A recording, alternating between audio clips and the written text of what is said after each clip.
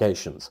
During their appearance in the Pretoria Regional Court this morning, the court heard how 4 of the 7 accused intend to make an application which will see them returning to work. This includes Kumalo Mokwele, as well as Precious Madondo, the head of Analysis Center at Crime Intelligence, and Josias Lekalakala, Gauteng Crime Intelligence head.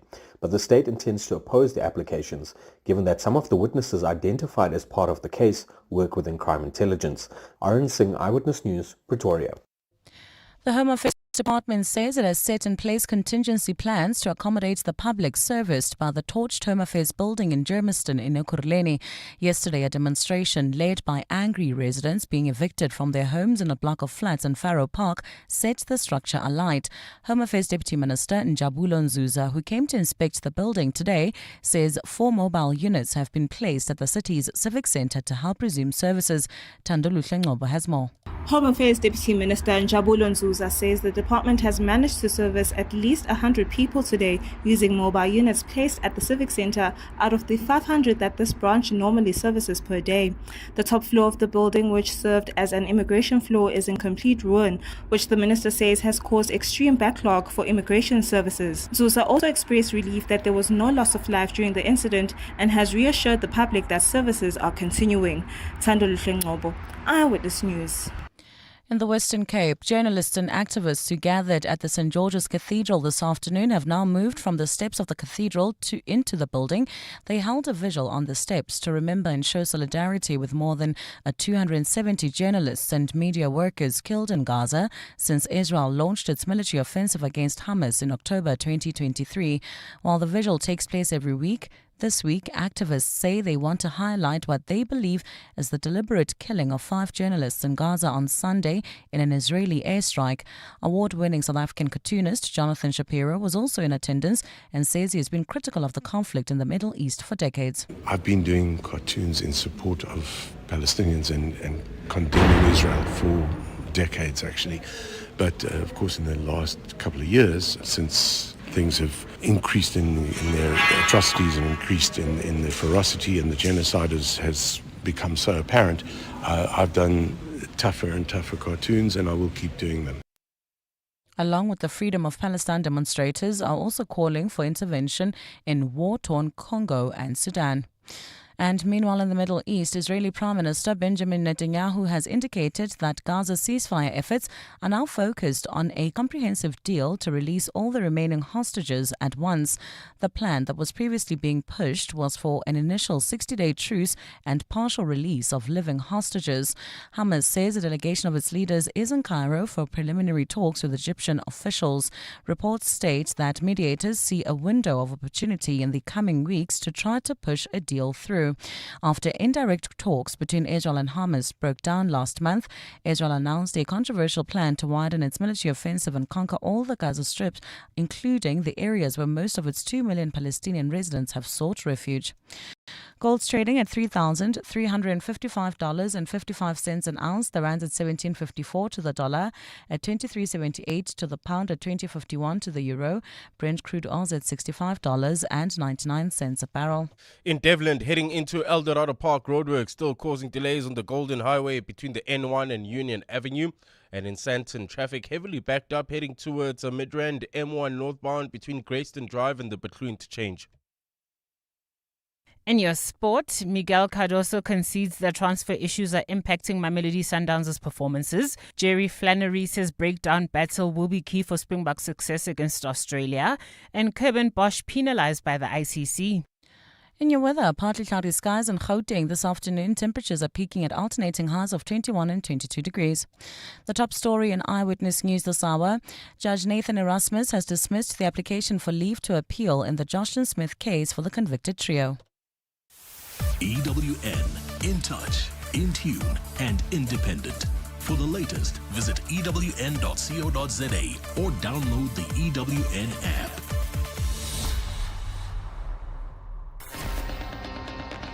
You're with John Perlman on 702. Streaming on the Prime Media Plus app, DSTV channel 856, 92.7 and 106 FM.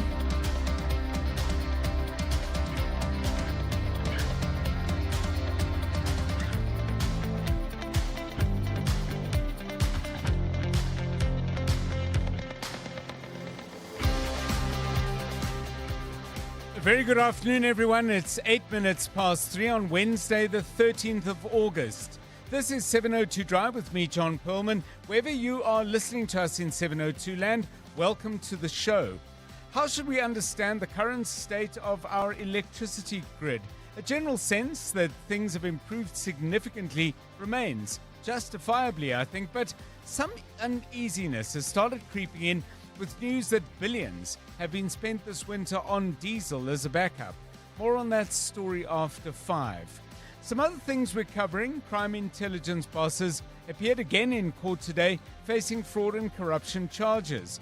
How does this relate, if indeed at all, to all the other turbulence in the South African police service? Turbulence prompted by the allegations made last month by KZN Provincial Commissioner General Nhlanhla Mkhwanazi. Oren Singh joins us for that shortly.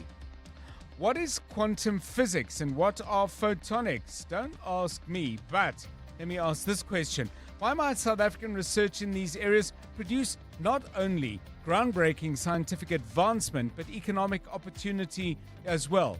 We'll put those questions where they belong to Professor Andrew Forbes from the Wits Physics Department. He joins us at 10 to 4.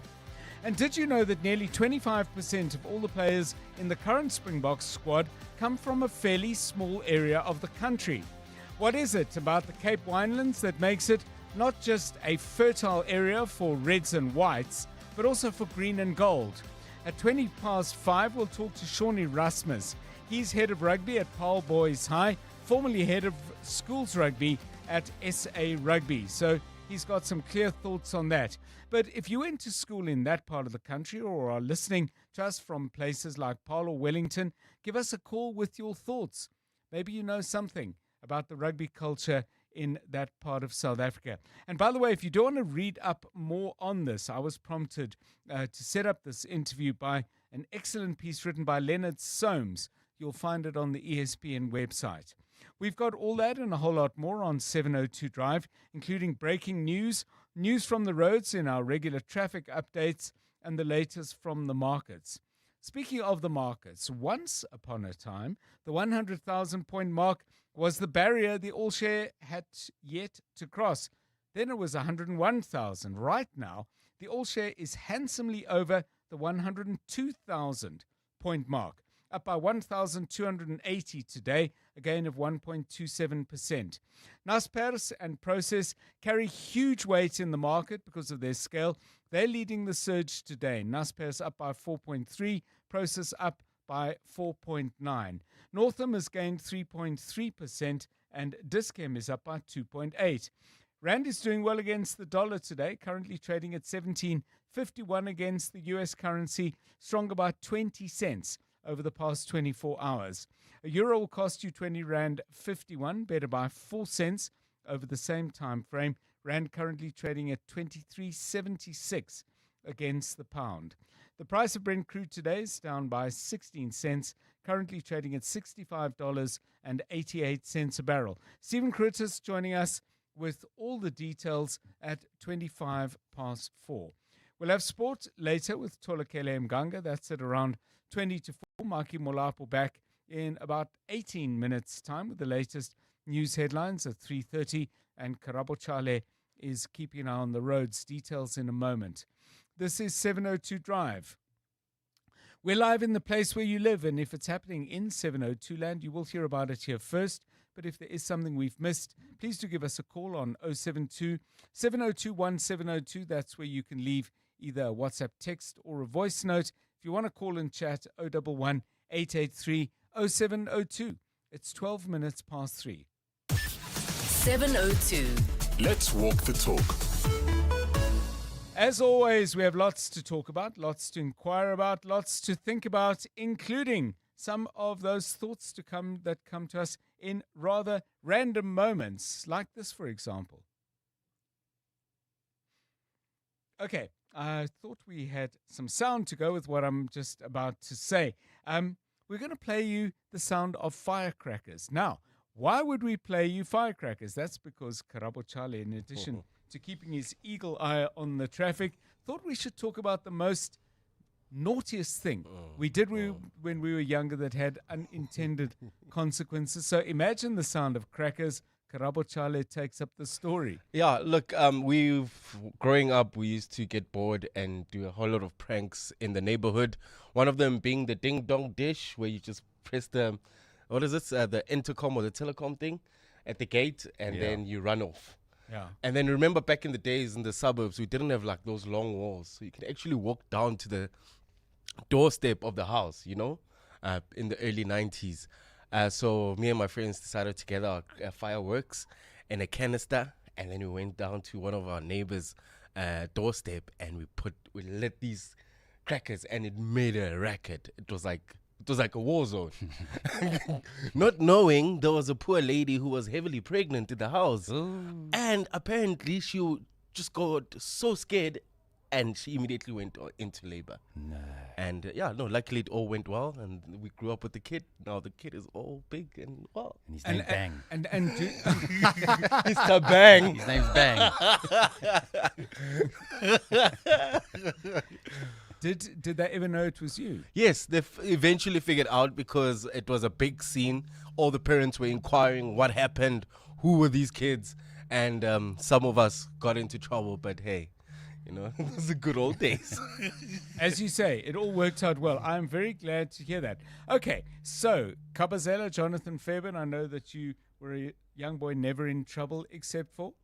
Yeah, so afternoon, John, and to our 702 family. So, we did many, many naughty things and got away with lots of stuff, but the one time I got busted. So I used to play soccer at Florida Albion at Tshwane Park there in Florida, and down the road, maybe about 500 meters, there was a shop, and by the shop there was flats above the little cafe, and it was 6:30 at night, just after practice, and Tshwane was quite busy there.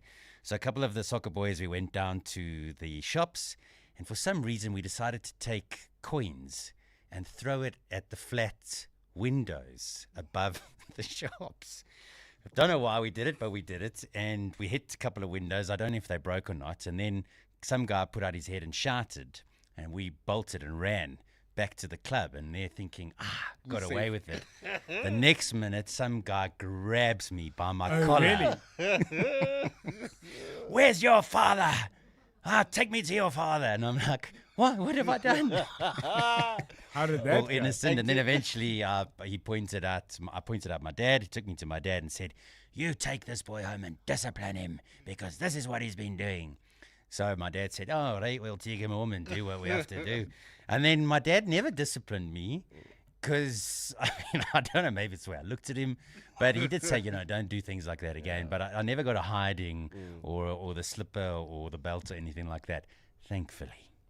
So if you are listening out in the west side of Johannesburg, thinking that, well, at least that was settled and you can, relax and feel peaceful about these things, if you feel that you owe Kabazela a slipper, a hot clap, you know where to find him. We will assist. Justice must be done, in my view. 702 Drive, things that you did, naughty stuff when you were a kid that went seriously wrong. Give us a call. Even if it ended well, there would have been that moment, as in the life of Karabo Chale, where you thought, this has gone seriously south. Imagine seeing a whole ambulance coming through and people being hysteric. Apparently water broke. Okay, I was a kid. I don't know what was the whole sequence of event, but there was a baby born after that whole scary event. Karabo Chale. Okay, but on the straight and narrow at the moment and watching the roads for us, what's happening in the traffic? Well, at this stage, John, things not looking too bad. No accidents have been reported on our highways. However, if you're leaving the Pretoria CBD, traffic is a bit sluggish already. This is on the Eskiam Pahlele between Vomhagen and the R80, also in the Devland area. There's roadworks on the Golden Highway between the N1 and Union Avenue. In Sandton, traffic heavily backed up on the M1 northbound between Grayston Drive and the Butlu interchange, while in Edenville. There's faulty traffic lights at Motorfontein Road and Van Riebeck. Traffic lights also not working still in the Bryanston area at Winnie Mandela Drive and Sloan. If you come across any other traffic issues, please SMS us on 31702. We are also on X at EWN Traffic. Clement Maniatella. Weekday mornings, 9 to 12. 9 to 12. There's been several amounts that have been bandied around. How much is the convention likely to cost taxpayers? And also similarly, this national dialogue. You remember there was 700 million being branded around. Yes. The figure was the budget, which was worked out by the preparatory task team led by the Legacy Foundation. Government did not accept that figure. Government felt it was too high. So they subjected that figure to their own budgetary process. It went to Treasury. That process has not ended as I'm talking to you now. Reverend So Nevutalu, the National Convention spokesperson. Clement Maniatella. 9 to 12 on 702.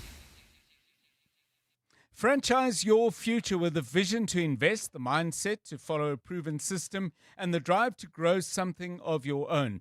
Meet the minds behind smart investments and proven franchise success on Franchise Your Future with Rilebogile Mabucha, brought to you by Cash Converters on 702. Plus, you could win 10,000 Rand to kickstart your journey to franchise your future. Hit primemediaplus.com now. Then every Tuesday from 1 p.m., catch Franchise Your Future on afternoons with Rilebogile Mabucha, brought to you by Cash Converters. Your money, your momentum. On 702, let's walk the talk. Dreaming of your next getaway? Whether it's a sun-soaked beach escape, adventure-packed tour, or luxury cruise, Flight Centre is your go-to for travel. From flights and hotels to tours and cruises, we've got it all. Plus travel insurance for peace of mind. If you want the best deals, you can save more by taking advantage of our Bundle Plus Save offer. Plan your trip today at your nearest Flight Centre store or visit flightcentre.co.za. Flight Centre, your centre for travel. To live wealthier, you need to be able to grow your assets. At Standard Bank Private, you get a team of internationally acclaimed financial experts to advise you on local and global investment strategies. Plus, being with a leader in home loans, you can start expanding your property portfolio. So, come live wealthier with Africa's best private bank. Apply online at standardbank.co.za. Standard Bank is an authorized FSP and registered credit provider. T's and C's apply. As a business owner, would you rather deal with stacks of slips at the end of each day or have recons done instantly? Introducing Yoko Counter, the new all-in-one payments and points of sale system that removes the guesswork, the paperwork, and the time drain. Taking your business from chaos to control, guesswork to clarity, giving you back time to focus on what truly matters. Visit yoko.com today to find out more about the simple yet powerful out-of-the-box solution with free built-in point of sale software. You're with John Perlman on 702. Let's walk the talk. Well, there's been turbulence in the South African Police Service for quite some time. I need not remind you of what KZN Police Commissioner General Nhlanhla Mkhwanazi had to say, nor need I spell out for you the consequences of that. We have a judicial commission of inquiry. We have other investigations as well. Seemingly on the margins of all of this, but I'm certain there are connections. Crime Intelligence Boss, Lieutenant General Dumisani Khumalo, and a number of others, 6 co-accused, are standing charged with fraud and corruption. They've been making appeals around their bail conditions. They are, for example, saying they should be allowed to return to crime intelligence officers. So let's find out what happened in court today. But let's see as well whether the one thing, i.e. what General Mkhwanazi is saying, and this court case on the other, whether there's any connection between the two. Oren Singh is our EWN colleague who's been looking closely at both stories. Oren, good afternoon to you. Just first of all and briefly, if you can, a summary of what happened in the court today. I believe everyone comes back next month. Yeah, so essentially, afternoon, John. The main case has been postponed to the 8th of September next month. That's when all 7 accused will reappear, and the case is trial ready. IDAC, the Investigative Directorate Against Corruption, telling us that they're ready to proceed to trial. So basically looking for a date for trial on the 8th of September when they return. Prior to that, on the 22nd, next week Friday, Dumisani Khumalo and 3 of his co-accused, which includes 30-year-old Daneo Mokwele, the person at the center of this whole corruption and scandal, who was essentially hired by crime intelligence officials, even though she didn't have the proper qualifications, into a position within crime intelligence. They all want to return back to work.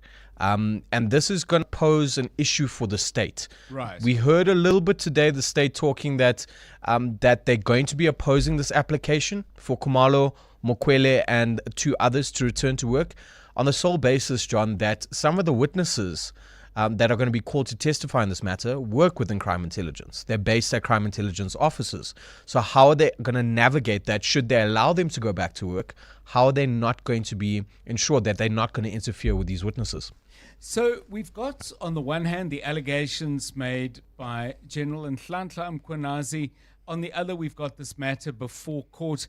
There's some people who say, with anything happening in the SAPS, you have to look for threads and see where they go and see if, in fact, they connect to some other issue. Is a connection between what's going on in the crime intelligence upheaval and what General Mkhwanazi have to say, is that a stretch, or are there dots that we should at least think about joining? There's definitely dots, John.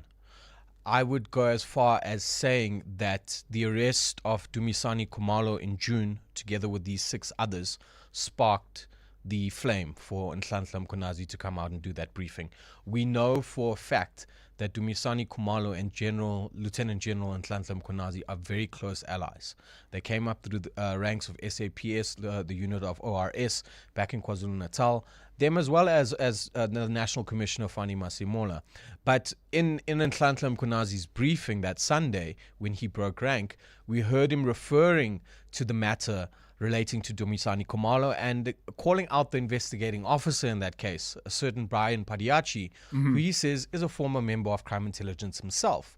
And so he finds it odd that now Brian Padiachi, a former member of crime intelligence, is the investigating officer in this case, having jumped ship to IDAC. So I definitely think that given the close relationship between Mkhwanazi and Dumisani Khumalo, there was sort of it was definitely a spark that ignited that flame for Mkhwanazi's briefing. How do people who want to clean up the SAPS, for example, I'm thinking of the acting minister of police, how do they find their way out of the swamp? Because there's a connection virtually everywhere you look, and it's hard to know what is being raised because it is an issue of genuine concern, and what is being raised because there's a battle, a factional battle, or maybe more than one, going on in the South African Police Service. I mean, where do you begin to unravel this? It's a difficult one, John. It's a difficult one for the incoming minister, Feroz Kachelia, and him trying to unravel everything. And I think it's going to take a lot of time, given that we're at this point where we have this commission established and we're yet to see what's going to come out of this commission. We have the ad hoc committee also doing their own investigations and probing into this matter. But, John, I think at the crux of the matter here is that SAPS has been politicized for too long. Yes. And the issues that we've seen over decades, the past few years, Jackie Salebi, Richard Mluli, it's all recurring now. And we don't seem to have actual stop to it. And until we can depoliticize SAPS, we're always going to have these issues. This is a much bigger issue than crime fighting within SAPS. This is a political issue that's quite prominent. I was just thinking as you're talking, Oren, can I, what's the word, ring fence an era when the SAPS was not marred by these kinds of things? And I must admit, I'm struggling. Myself, John, I can't think, well, look, I'm probably still a bit too young to think back to the early 90s. But I mean, post-democracy, I can't think of a time where SAPS was in a position to say that, you know, we're doing well. And we see the stats, John. We've seen Senzo Mkunu recently present stats to say we're in the green on this, we're in the green on that. But I mean, the mistrust within SAPS is still there. And a lot of the public don't trust those stats. And so I can't think back to a time when SAPS was functioning properly. Thank you very much, Oren Singh, our EWN colleague. Maybe you work in the SAPS, maybe you were a member of the service in times past, but maybe your thoughts on that question. Give us a call on 011-883-0702. And if you're serving currently, we're very happy to put you on anonymously. All of this stuff going on, all these upheavals, how's that affecting your morale? How's it affecting your daily work? Call us. It's 27 minutes past 3. Drive home with John Perlman on 702. Let's walk the talk. Well, another case that's been very much in the news, by the way, was subject of a fascinating open line conversation with Clement Manyatela this morning, is the ongoing battle in the courts around what should happen to the mortal remains of former Zambian President Edgar Lungu. There's now an appeal against a Pretoria High Court order to repatriate his body to his country for burial. And I was just wondering, as I listened to Clement's conversation this morning, how is this story playing out in Zambia? What are the conversations in that country? To talk about this, we're joined now by Melanie Chisanga, who is the editor of an online publication in Lusaka called Kalemba. Melanie, welcome and thanks very much for your time. I'm sure there's more than one opinion in Zambia about this particular issue, but the prevailing view, what are the strongest sentiments in your country? Good afternoon. Okay, thank you very much for giving me this opportunity. Yes, back home here for former President Edgar Lungu, Zambians want him to be buried home. They want to see that the same way what has happened to other presidents, it can happen also to our former President Edgar Lungu. President Lungu is not an ordinary person. He was in charge of this country for over like 7 years. Right. And he has following back home here. How do people understand the family's reluctance? And if I understand correctly, you'll put me right if I haven't, Melanie, the reluctance of the family, should he be buried in Zambia, to have the current president involved in any way? Yes, the family have their own opinion on the issue, but the Zambian people are looking at the bigger picture of they were followers of this man who has died. Yes. So yes, a small group of people, together with the family and those loyalists within maybe the party that he led, they are the ones who are siding so much with the family and say it can be buried in South Africa because of whatever reason they have. But majority Zambian ordinary citizens that we have talked to, yes, interviewed and two stories from, you find that they want the body to come back home. And if you reflect maybe on the ruling that happened last Friday, the mood changed. Everyone was excited, not until the decision was challenged. And Melanie, is this a big issue? Is it something, I mean, for example, if we switch on the radio, if we go onto your website, if we take a taxi ride, is this a big part of the national conversation at the moment? Yes, it's a big issue. It's part of the conversation that is going on in Zambia. Internet space, yeah. People are talking about it, and people are also wishing that government and the family they can reach the consensus so that the former president can be buried back home. Thank you so much. Melanie Chisanga is the editor of an online publication. You can check it out. He's based in Lusaka. The publication's name, Kalemba, if you want to get a Zambian perspective on an issue that's been played out in South African courts. 28 minutes to 4. Maki Molapo joining us now with the very latest eyewitness news. Good afternoon. Thanks, John. Good afternoon. President Cyril Ramaphosa says water should not be relegated to the background and should be in the forefront when it comes to infrastructure investment. He says the provision of water should be placed at the highest level of the political agenda on the continent and has called on investors to put money in developing water infrastructure. Ramaphosa was delivering the keynote address at the opening of the African Union AIP Water Investment Summit in Cape Town today. Babalo Ndenza has more. President Cyril Ramaphosa says one of the summit's aims is to bring Africa and international partners together and has called on investors to heed the call to invest in water. Ramaphosa says water investment must no longer be an afterthought when countries come together to discuss issues like climate and finance. Quite often when investment takes place, water is always relegated to the back. We are now bringing water, an essential process that sustains our lives, to the fore, to make sure that water is clearly put on the investment agenda. Ramaphosa says the launch of the Global Outlook Council on Water Investments will see the Africa Water Investment Program scaled up into a global water investment platform. He also called on governments and investors to build a world where water is recognized as a human right. Babalo Ndenza, Eyewitness News, Cape Town. The Tshwane municipality says it's committed to providing services at the city's fresh produce market following a court judgment ordering the mayor and city manager to be imprisoned for 1 month if they fail to do so. The metro was found guilty of contempt of court for not complying with an October 2022 judgment which ordered the municipality to upgrade and maintain the market. Among other matters, the city was ordered to ensure the market is fire and smoke detection compliant, purchase generators and evaporator coils with the 18 million rand annual budget allocated for the market. Tshwane mayoral spokesperson Samkelo Mgobozi says due to the city's financial constraints, it will need to secure additional investment to address all the challenges in the market. While this matter predates this current administration, it reflects a legacy of challenges that have limited the market's potential as a driver of inclusive economic growth. We are determined to change this and are committed to revitalizing the market for all stakeholders. We affirm our respect for the court's decision and our commitment to comply fully with its requirements. Some mining communities believe the country's current legislation excludes them from being properly consulted on mining activities in their areas. The mining affected communities United in Action is held a protest in 5 provinces across the country today.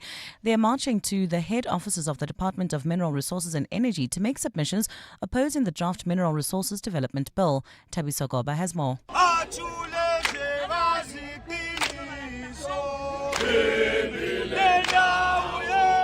For years, communities living near mining areas have complained about not benefiting from the minerals beneath their grounds. This has sometimes led to some resorting to illegal mining. The draft Mineral Resources Development Bill aims to strengthen community consultation obligations by mining companies. Head of Legal at the Mining Affected Communities, United in Action, Phil Yangwaji, says the bill in its current form doesn't properly address community participation. It actually excludes communities on multiple platforms and does not speak to the manner in which communities should be included in FPIC, and that's free, prior and informed consent. Today is the last day for the public to submit comments on the draft Mineral Resources Development Bill. Tabiso Goba, Eyewitness News, Pretoria. And in the UK, the Gambling Commission is investigating a technical glitch that led people to believe they won thousands of pounds. But Gala bingo players received notifications saying they'd won an online bingo game, with some able to withdraw the money. The punters were later told they'd been a technical error and the winnings did not exist. More than 100 people have joined a Facebook group called Justice for Gala Victims, with many sharing their experiences of the glitch. Gala bingo's terms and conditions set out that if an account is credited with winnings as a result of a malfunction, it will void the relevant transaction and withhold any resulting winnings. A look at your weather. Clear skies in store for Gauteng tomorrow. Temperatures will drop to overnight lows of 6 and 7 degrees and peak at highs of 24 degrees across the province. Sandton, expect about a 20-minute delay heading towards Midrand. That's the M1 northbound between Grayston Drive and the Between Interchange, while in Devland there's also roadwork still causing delays on the Golden Highway between the N1 and Union Avenue. Protea Glen, there's slow-moving traffic on the N12 westbound between the R554 Abubakar Drive and the R558. The top story in Eyewitness News. President Ramaphosa says water should not be relegated to the background and should be in the forefront when it comes to infrastructure investment. The Midday Report. Weekdays, 12 to 1. Were you anticipating this level of resistance? Not this level. Usually we do experience resistance when we are conducting evictions. The burning of the Home Affairs office is totally unacceptable. We are also, as you know, as municipalities across the country, we are cash-strapped, and part and parcel of some of the initiatives we are taking in the credit control environment is that we need to revitalize our CBDs, but that requires capital. Pakamile Mbengashe. The Midday Report with Mandy Wiener. 12 to 1 on 702. 702. Business Outsurance are experts in business insurance for pharmacies, convenience stores, beauty salons, and more. Corney? Business Outsurance is definitely the best insurance for my business. Bowled out every other insurance house. Honestly, looking at what you need, my installment came down within a day. Definitely the most professional. Switch to Business Outsurance and you could get a massive 20% discount on your business insurance premium. Visit outsurance.co.za. Switch and save today. Licensed insurer and FSP. TCs and information online. When you're uploading massive files, does it really matter what your internet's download speed is? With business class internet, you get a connection that's as fast going up as it is down. Your company deserves business class internet because just reboot the router isn't a business strategy. Find reliability at vodacombusiness.co.za. Together, let's build the extraordinary. Further together. Vodacom Business. Brush, stroke, paint, color, protect, and admire. From roof paint to exterior textures and interior silk, Warrior Paints has it all. The product range and stylish colors are amazing. And what's more, Warrior Paints has crushed prices for incredible savings. Enjoy that good old-fashioned personal service you deserve. For price, quality, variety and service, Warrior Paints is street ahead. Warrior Paints, affordable, lasting, luxury. EWN Sport. At 21 minutes to 4, let's get the very latest sports news. The Betway Premiership well underway. Tola Kele, how's it looking? While John Miguel Cardoso has lauded his Mamelodi Sundowns players for being able to put aside transfer speculation and get back to winning ways in the Betway Premiership, they overcame a slow start to beat AmaZulu 2-0 as they recorded their first win of the new league season. Their success also comes amid mounting speculation that Peter Shalulile, Lucas Ribeiro Costa and Khuliso Mudau could leave the club. We would be absolutely naive to think that things can happen and the players don't relate with those things, because they do. They are friends, they are inside the locker room, so it's impossible. But it's possible to keep a strong mentality and a strong will to win every match despite those things happening, because that's the values that we want to grow inside and that we have inside the locker room. Other results saw Orbit College win their first top-flight game following a 1-0 success of Asuelele, while Jason Clifford scored in additional time as Marumo Gallants beat Orlando Pirates 2-1. The Buccaneers now lie 14th in the standings after back-to-back losses. Switching to rugby, where former Springbok assistant coach Gary Gold has joined the Japan coaching setup as the team prepares for the Pacific Nations Cup. It marks a return to the international coaching arena for the South African, whose last involvement in Test rugby was as head coach of the USA. As for the double world champions, they take on Australia in their Rugby Championship opener on Saturday. Jerry Flannery is looking for defensive improvements after lackluster showings against Italy and Georgia in July. None of us were pleased with how we performed in Italy 1. We conceded a maul try in that game. We also conceded a maul try against Georgia. So that's something that teams pick up and they look to go after. So we've invested a lot of time into our maul defence. There's always going to be something for you to work on. So there's definitely a lot of scope for us to improve, and on the back of the level of intensity that the Australians have been playing. And Kurban Bosch has been sanctioned by the ICC for breaching their code of conduct under Article 2.5 that prohibits players from any derogatory action to demean the opposition player by any means. The incident happened in the 17th over of the Baggy Greens innings when Bosch pointed towards the dugout and asked Ben Dawes to walk after claiming his wicket. For the offence, 1 demerit point has been added to Bosch's disciplinary record. Tola Mganga, Eyewitness News Sport. EWN Traffic. 19 minutes to 4 now. Let's see what's happening out on the roads. Trouble in Sandton. We'll find out exactly where with Karabo Chale. Good afternoon. Yeah, that's on the M1 northbound. You can expect about a 20-minute delay between Ethel, Oaklands and the Patroon Interchange. That's heading towards Midrand. In Devland, south of Joburg. This is traveling towards Eldorado Park roadwork, still causing delays on the Golden Highway between the N1 and Union Avenue. Protea Glen. Traffic is now heavily backed up on the N12 westbound between the R554 Abu Bakr Drive and the R558. However, traffic not looking too bad generally. No accidents have been reported on our highways. Just look out for those faulty traffic lights though in the Edenvale area, Modderfontein Road and Van Riebeck, as well as in the Alexandra area at Marlborough Drive and Far East Bank. If you come across any other traffic issues, please WhatsApp us on 072-702-1702. There's more EWN on air, online, and on the EWN app. You're with John Perlman on 702. Let's walk the talk. 702 Drive, 17 minutes to 4. We asked the question a little bit earlier. What was that naughty thing you did as a young person that had some fairly serious consequences? Tola Kele, the look on your face says, naughty, me, never, but I would suggest that's probably unlikely. I was a very well-behaved child, John. The one I always remember, my mom and dad had a porcelain cat, and then me and my brother broke it, and we didn't know how to, at the time, super glue things back together. Yes. So we just bashed it nicely and put it... Bashed it? Bashed it nicely. You already bashed it.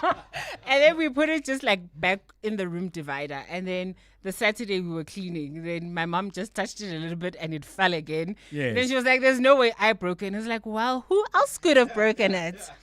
I think this is probably the first time she found out that we actually broke it. But yeah, it didn't have serious consequences then. It'll probably have consequences now. It is amazing, though, with our presenters, because I remember we were discussing a related theme way back early, because we were still in the old building when I joined 702. And Clement phoned in or sent a WhatsApp to fess up on scratching the car.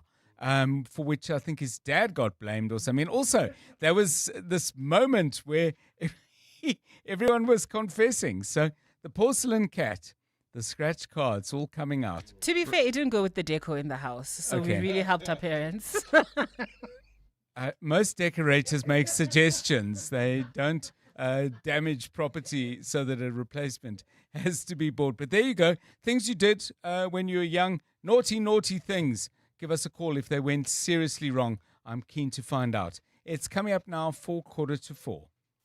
Africa Milani. Weekday mornings, 4 to 6. We're over a year into this government of national unity, Matthew, and jobs was one of the priority areas for this government of national unity. We've unfortunately had to report a lot on the squabbling and the fighting and whatever between the various members of the GNU. Are they failing the people of South Africa? We're seeing efforts to deal with corruption, investments in infrastructure. We're seeing a shift away from cutting public employment programs to expanding them. So those are good things. We're seeing real progress in rebuilding SARS. Matthew Park speaking on behalf of COSATU. Africa Milani. 4 to 6 on 702. When you empower a woman, you empower a whole nation. Women have a remarkable way of multiplying whatever is placed in their hands. This August, we're celebrating Women's Month with the theme Building Resilient Economies for All. We reflect and honor the courageous women of 1956 who took a stand against the injustices of the past. We also recognize and celebrate all South African women who continue to lead, build, and inspire across every part of our society, from business and education to peace building and beyond. Yes, there is still much to be done. The pursuit to achieving total gender equality and empowerment will continue until every woman is able to enjoy the benefits of a safe and just society. #Rekaufela Basadi. #Women's Month 2025. A message by the National Department of Sport, Arts and Culture. Every day I'm hustling. It's our reality as business owners. And it's good to know that there's someone out there who takes care of the business that makes the business. Gotta love My Way Business Insurance. Saving big on premiums with 24/7 emergency services, plus My Business Assist with marketing, legal, and labor advice services. Visit myway.co.za or dial 0860 64 64 64 and get a quote today. My Way is a licensed non-life insurer and FSP. T's, C's, and standard rates apply. My Way. Live your way. 702 afternoons. With Relebogile Mabotja, 1 to 3 p.m. What are the options that are available to you? Because for me, based on what you're saying, the natural step feels like going under debt counseling and debt review. Unless, of course, you have access to, I know there are people who, when you change jobs, you can access your retirement and then they cover their debt. That's not really an option for many people, and also it means that you're robbing your future self. So it's really around sitting, honestly, looking at what you're spending your money on, looking at what your income is, and then start with a plan to cut your most expensive debt first. Natasha Huget-Henschy, a principal consultant at advisory firm NMG Benefits. 702 afternoons. With Relebogile Mabotja. Let's walk the talk. You're with John Perlman on 702. 12 minutes now to 4 on 702 Drive. Just wanted to mention to you that in addition to you being able to listen to us on the Prime Media app, of course, you can listen on your radio, you can stream us on DSTV, and now you can watch us in action on YouTube.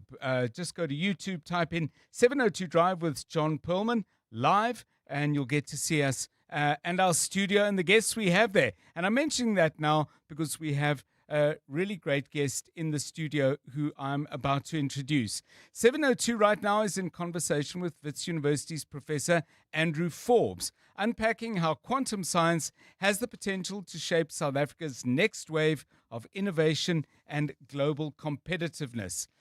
Professor Andrew Forbes from Wits is a world-renowned physicist whose work in light and lasers is helping shape the technologies of tomorrow. He's been honored with two of South Africa's highest accolades, the Harry Oppenheimer Fellowship and a National Science and Technology Forum Award.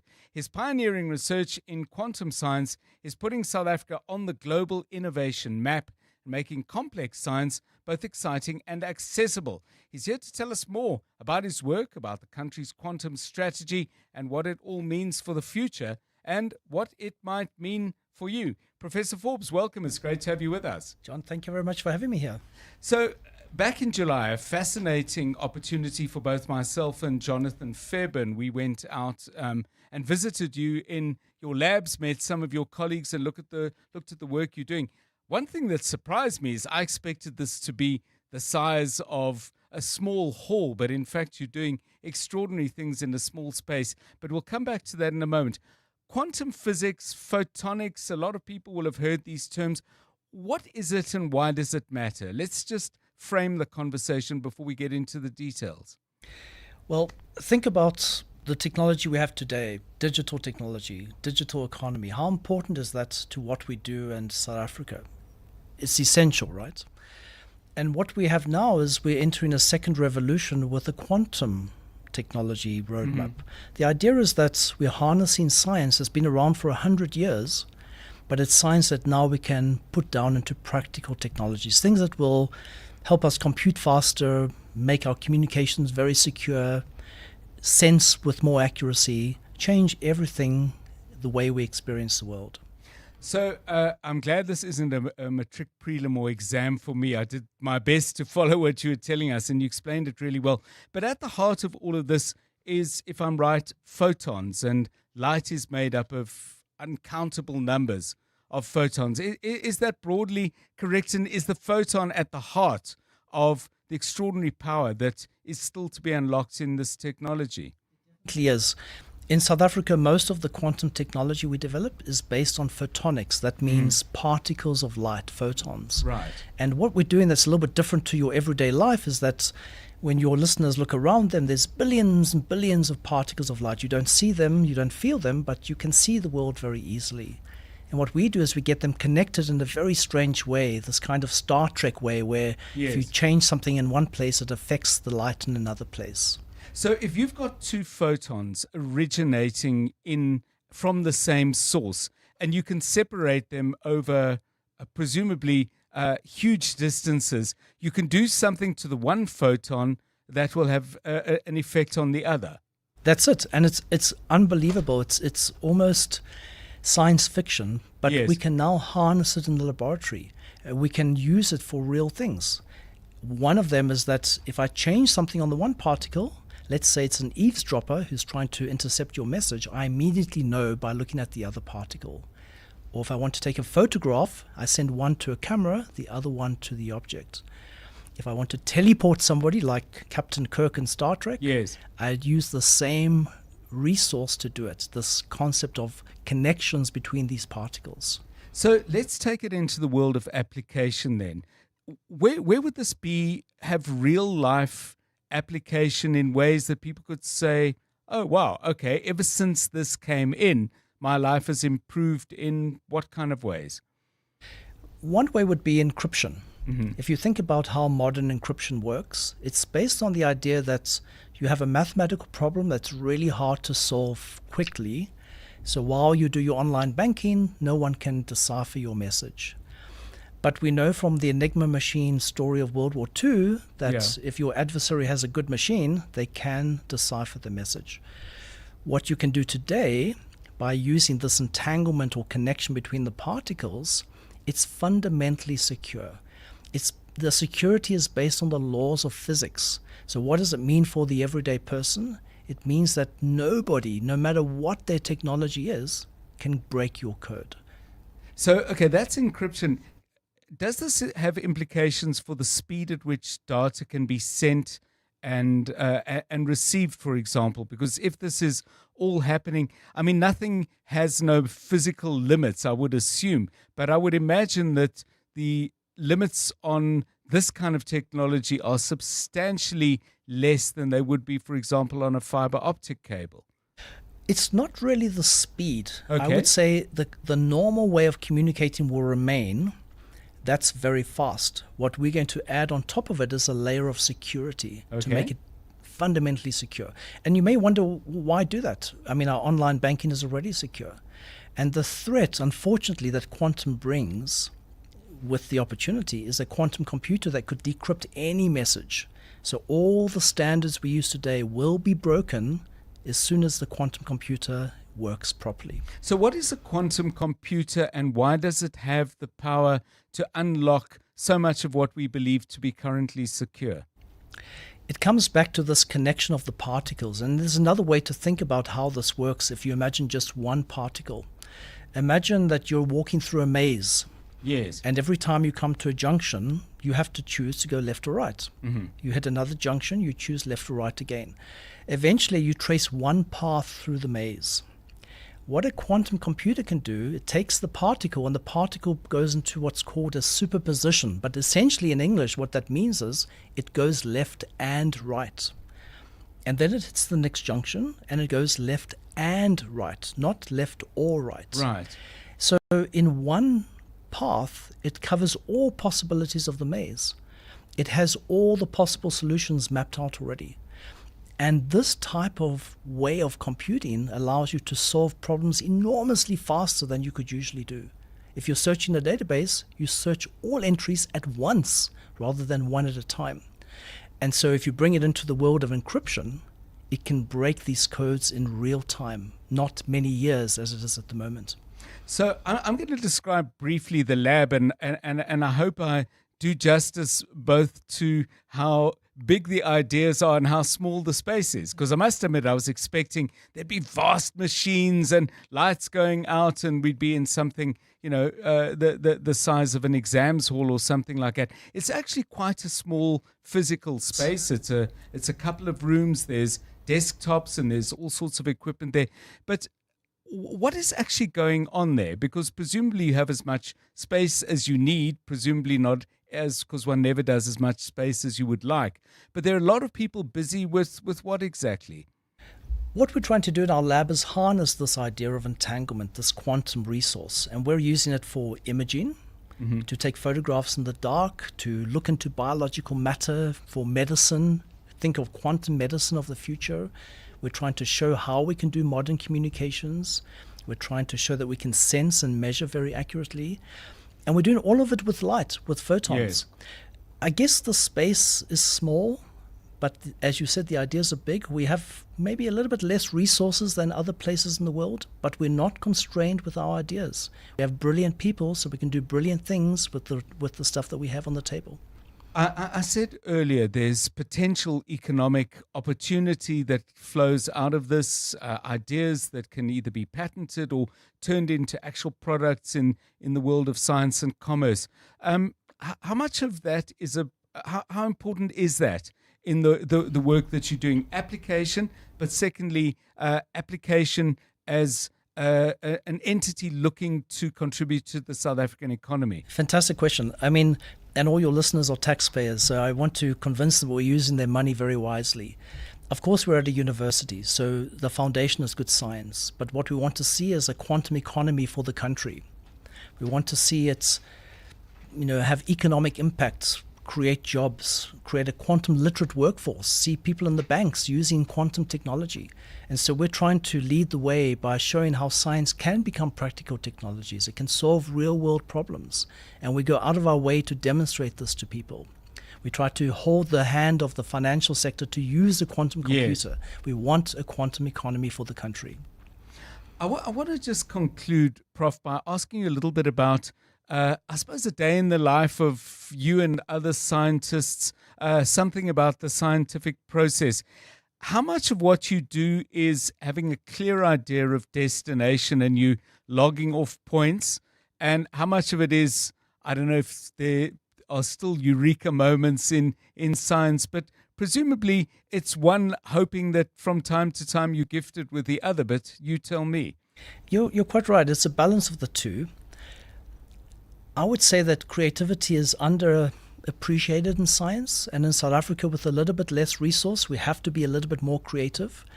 And so we're very lucky not to be stuck on the treadmill of the mainstream. We do a little bit of that, but I feel it's hard to compete with the rest of the world on problems that everybody already recognizes. So we try to think differently and attack it in a different way, and this leads naturally to a new way of thinking. That's how we generate these paradigm-shifting ideas. That's what makes us essentially successful in what we do. Does any of this intrude in your dreams or your daydreams where you either have to pull over on the side of the road and talk into your phone or get up in the middle of the night and jot something down into a well-worn notebook? Einstein once said that he never keeps a little notebook because he never has any good ideas. Okay. No, I sit on the GAL train every morning and every afternoon. I have uninterrupted 30 minutes back and forward. And that's when I just think. And having quiet time to ponder what you're trying to do and the impact that it can make, that time is very, very, very valuable. And you use the other 30 minutes to just decant and let it all go until the next day. You need to challenge the way you think. Yes. And in our group, I think what makes the difference is that we spend as much time on framing the question as we do on working on the answer. Well, thank you very much. It's been a fascinating conversation. We'll have it again, I'm sure, but we have been in conversation with Professor Andrew Forbes from Wits University, the world of physics, quantum physics, photonics, and a whole lot of stuff I'm very glad was not in the syllabus when I had to write science in matric. We thank you for your time. Thank you very much, John. Albert Einstein called quantum entanglement spooky action at a distance. This spooky action that the famous physicist failed to understand is what is currently leading the world into the next technological revolution. In 10 years' time, all banking security, passwords and communication will be based on quantum entanglement. Working in his structured light lab at Wits University, Professor Andrew Forbes and his team is cracking the quantum code, translating the spooky unknown into next generation technology. Discover the threats and possibilities of this new world. Wits for good. It's 4 o'clock. You're with John Perlman on 702. This is EWN. President Ramaphosa says women are bearing the brunt of water shortages, and South Africa open to talks with US about false claims of human rights violations.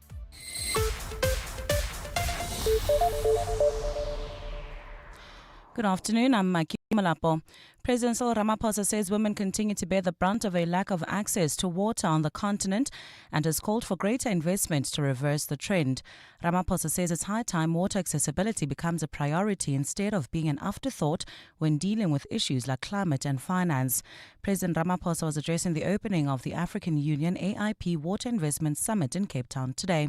Babalo Ndenza has more. President Ramaphosa says one of the Water Summit's main goals is to endorse a declaration that commits to scaling up investment in water infrastructure. He told the summit that $30 billion is needed to close Africa's water investment gap and to ensure greater access to the critical natural resource. Ramaphosa says investment in water infrastructure should also ensure that women benefit from better access. In the end, particularly on our continent, it is women who bear the brunt of lack of access to water. And we need to endow the women of our continent with dignity, with respect, and make sure that they have access to good water.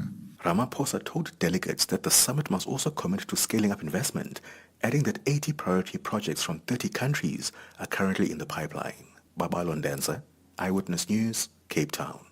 We move to the Western Cape, where convicted kidnappers Kelly Smith, Jacqueline Polis and Stefano van Rijn have been denied leave to appeal their convictions and sentences. The trio has been sentenced to life in prison for human trafficking and 10 years each for the kidnapping of Joshlin Smith, who went missing last year February and is yet to be found. This comes after the court accepted the state's version that they had sold then 6-year-old Joshlin for 20,000 rand in Saldanha Bay in February last year. Today, the same judge, Nathan Erasmus, has dismissed the argument of an unfair trial. The court has also dealt with the indemnity of Laurentia Lombard, who was initially accused but later turned state witness and testified against those convicted. The prosecution had argued in her favour this week.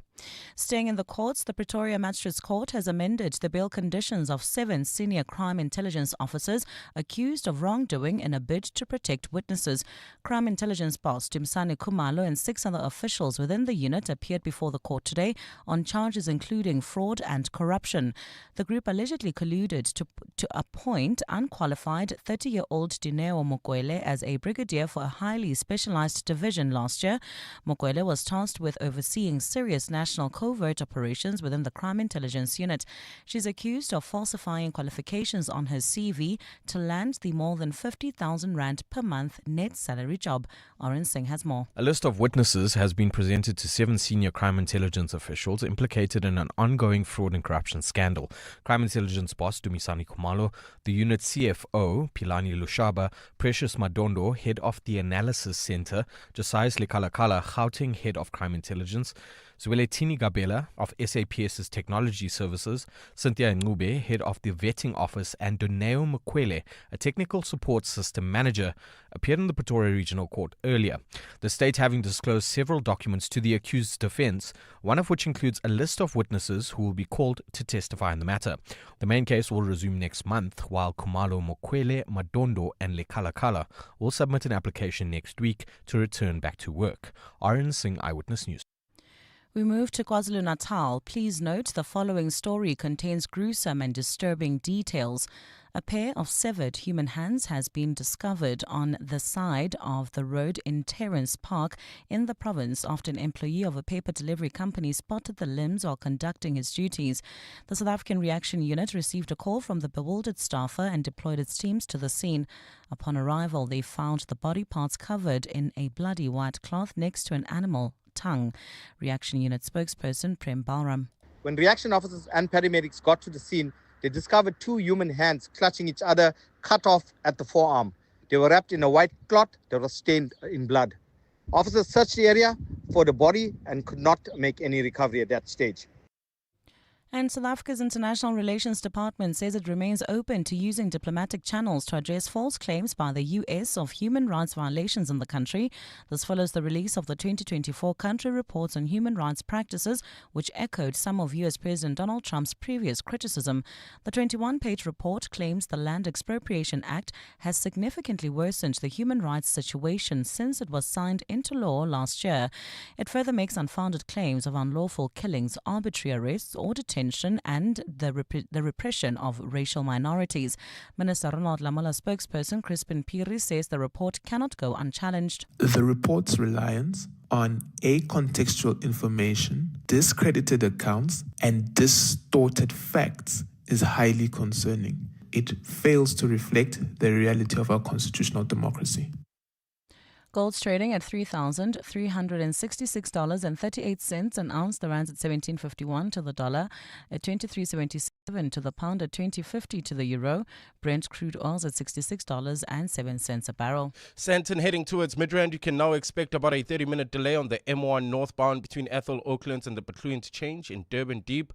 There's bumper-to-bumper traffic. That's in Rudeport on Randfontein Road between Collett Avenue and Miles Stalker, and in Devland, roadworks still causing heavy delays on the Golden Highway between the N1 and Union Avenue. In your sport, Ethan Chislett in line to make his Kaizer Chiefs debut in their Betway Premiership clash against Polokwane City. Yves Bussama to miss Tottenham Hotspur's Super Cup game with PSG due to disciplinary issues. And the UFC to host their first ever fight event at the White House. A look at your weather. Clear skies in store for Gauteng. Tomorrow, Joburg will drop to overnight lows of 6 degrees and peak at highs of 24. Pretoria is at 7, also reaching highs of 24. Vereeniging's at 6 and highs of 24 degrees as well. The top story in Eyewitness News this hour. President Cyril Ramaphosa says women continue to bear the brunt of a lack of access to water on the continent and has called for greater investment to reverse the trend. EWN, in touch, in tune, and independent. For the latest, visit ewn.co.za or download the EWN app. 7:02. Drive home with John Perlman. John Perlman, 3 to 6 p.m. On 92.7 and 106 FM. Let's walk the talk. 7:02 Drive, it's 8 minutes past 4. It's good to have you with us on the show as we move into the second hour. Coming up on the show in a moment, we're going to hear about a community in the south of Johannesburg who, after many frustrations, are trying to get the city and the province to address the issues that they believe are making their community less livable than it should be, unlivable in certain aspects, have resorted to lodging a petition. Now, what do they think that might achieve, and what happened before to get them to this point? We're interested in this conversation because we often have you communicating with us through WhatsApps, through phone calls and so on our social media platforms, saying, hey, you know what? This is happening in our community and we cannot get anyone to listen to us. Might a petition make a difference? We'll talk in a moment to Albert Gumbi, who's with the Paulshof Residents and Ratepayers Association. Later in the show, after 5 o'clock, with the Springbok squad announced, it's very, very striking. And this was highlighted in an excellent article on the ESPN website by the sports journalist Leonard Soames. 25% of that squad, almost, comes from the Cape Winelands. What's that all about? Why do areas like Paarl and Wellington and Stellenbosch produce so many of our Springboks, not just in this current crop, but it's historically been the case. It is, after all, a reasonably big area of the country, but if you think of larger population centres, Cape Town, Johannesburg, Pretoria, you would have thought by sheer numbers they would be putting up the kind of numbers that the winelands have achieved so far. Looking forward to that conversation. Shaun Erasmus joins us from Paarl Boys High, where he is head rugby coach. 10 minutes past 4. This is 702 Drive. 702. WhatsApp John on 072 702 1702. Dr. John, good afternoon. This issue of the police, truly speaking, it is demoralizing, particularly us who are in the police service. We hardly get the promotions. We have been told there is not enough money. Later you go to know that our ministers and everyone in power there, they are looting the money. And then we're expected to work hard. We're expected to push to the limit, to go an extra mile to make sure that we are servicing the community. Indeed, it's so demoralizing, Mr. John, but then what can we say? but it's not the nice thing. What we are facing on the ground is not the nice thing. A lot of pressure on us, but then when it comes to promotion, when coming to the increments, it's always a case, it's always a fight. But then what can we say? It is what it is. Yeah, it's a very powerful message that. Just to give it context, if you weren't with us earlier, I was talking about the South African Police Service. This after Oren Singh drew connections between members of crime leaders, the leadership of crime intelligence appearing in court today on fraud and corruption charges, and the allegations made last month by KZN Police Commissioner General Nhlanhla Mkhwanazi. And I did, as part of that conversation, ask people who are currently serving in the South African Police Service what it's like as all of this kind of thing goes on. And I thought what was powerful about that message was partly the content, but also the sense of a great weariness from someone who's in the force, or the police service, I should rather call it, keen to do a decent job and absolutely worn down by all the stuff going on around him. So you may want to add to that. You may want to make your contributions on that. The other thread I asked about, by the way, was because Oren was just talking about how over many decades now the South African Police Service has been plagued by politics. And I asked, is there an era of SA police commissioners when things were better, when we had a sense that things were moving in the right direction? And Kabelo offered this, the era when SAPS was functioning properly. I'm going to be bold and say during the era of General George Fivers, which prompted me, by the way, to just look at who have been commissioners and for how long. So this will give you some perspective and maybe jar your memory. This, I think, is just a useful list to look at. January 95 to 31 December 99, General John George Fivers. January 2000 to 2009, General Jackie Salibi.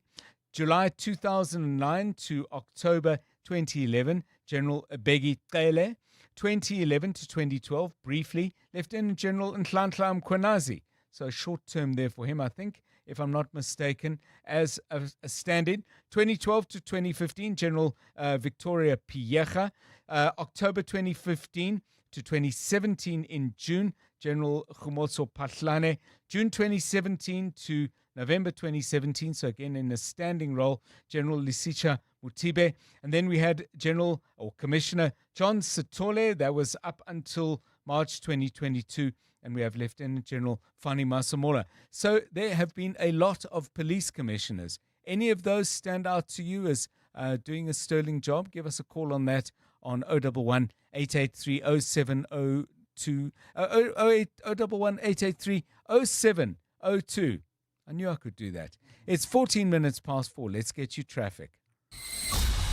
EWN Traffic. This Eyewitness News traffic is brought to you by Outsurance in partnership with 702. It's been a difficult day so far, and Sandton seemingly getting worse.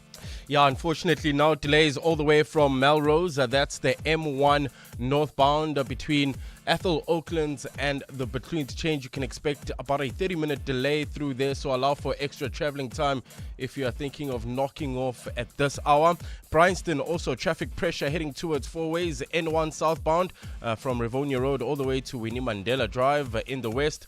There's bumper-to-bumper traffic in Durban Deep, but that's on Randfontein Road between Collard Avenue and Miles Stalker. In Protea Glen, Soweto traffic remains heavily backed up heading into Lenasia. N12 westbound between the R554 Abu Bakr Drive and the R558. If you come across any other traffic issues, please WhatsApp us on 072 702 1702. There's more EWN on air, online, and on the EWN app. The Outsurance pointsmen know that every car on the road carries a story. There's a car with a shift worker making his way home and daydreaming about his next career move, his next chapter. The Outsurance pointsmen know it's not just a car in traffic, it's a possible light bulb moment that could change someone's life. Every story is different and every story matters. That's why the Outsurance pointsmen have been doing what they do since 2005 in proud partnership with 702. Outsurance is a licensed insurer and FSP. You're with John Perlman on 702. Let's walk the talk. Still to come on 702 Drive News today that Action SA has also pulled out of the national dialogue.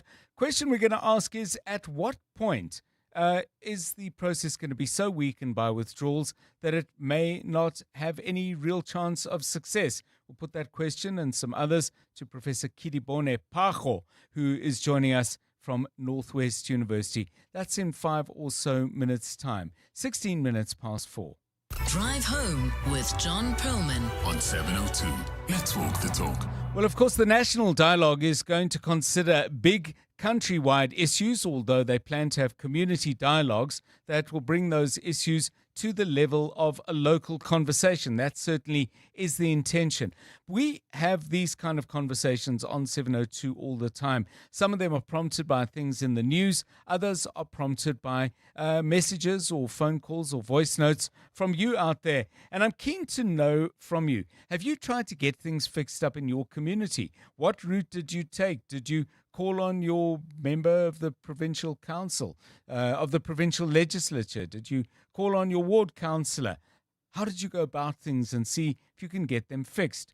Well, one community in the south of Johannesburg, in Paulshof, have adopted a strategy that I must admit I don't know a great deal about.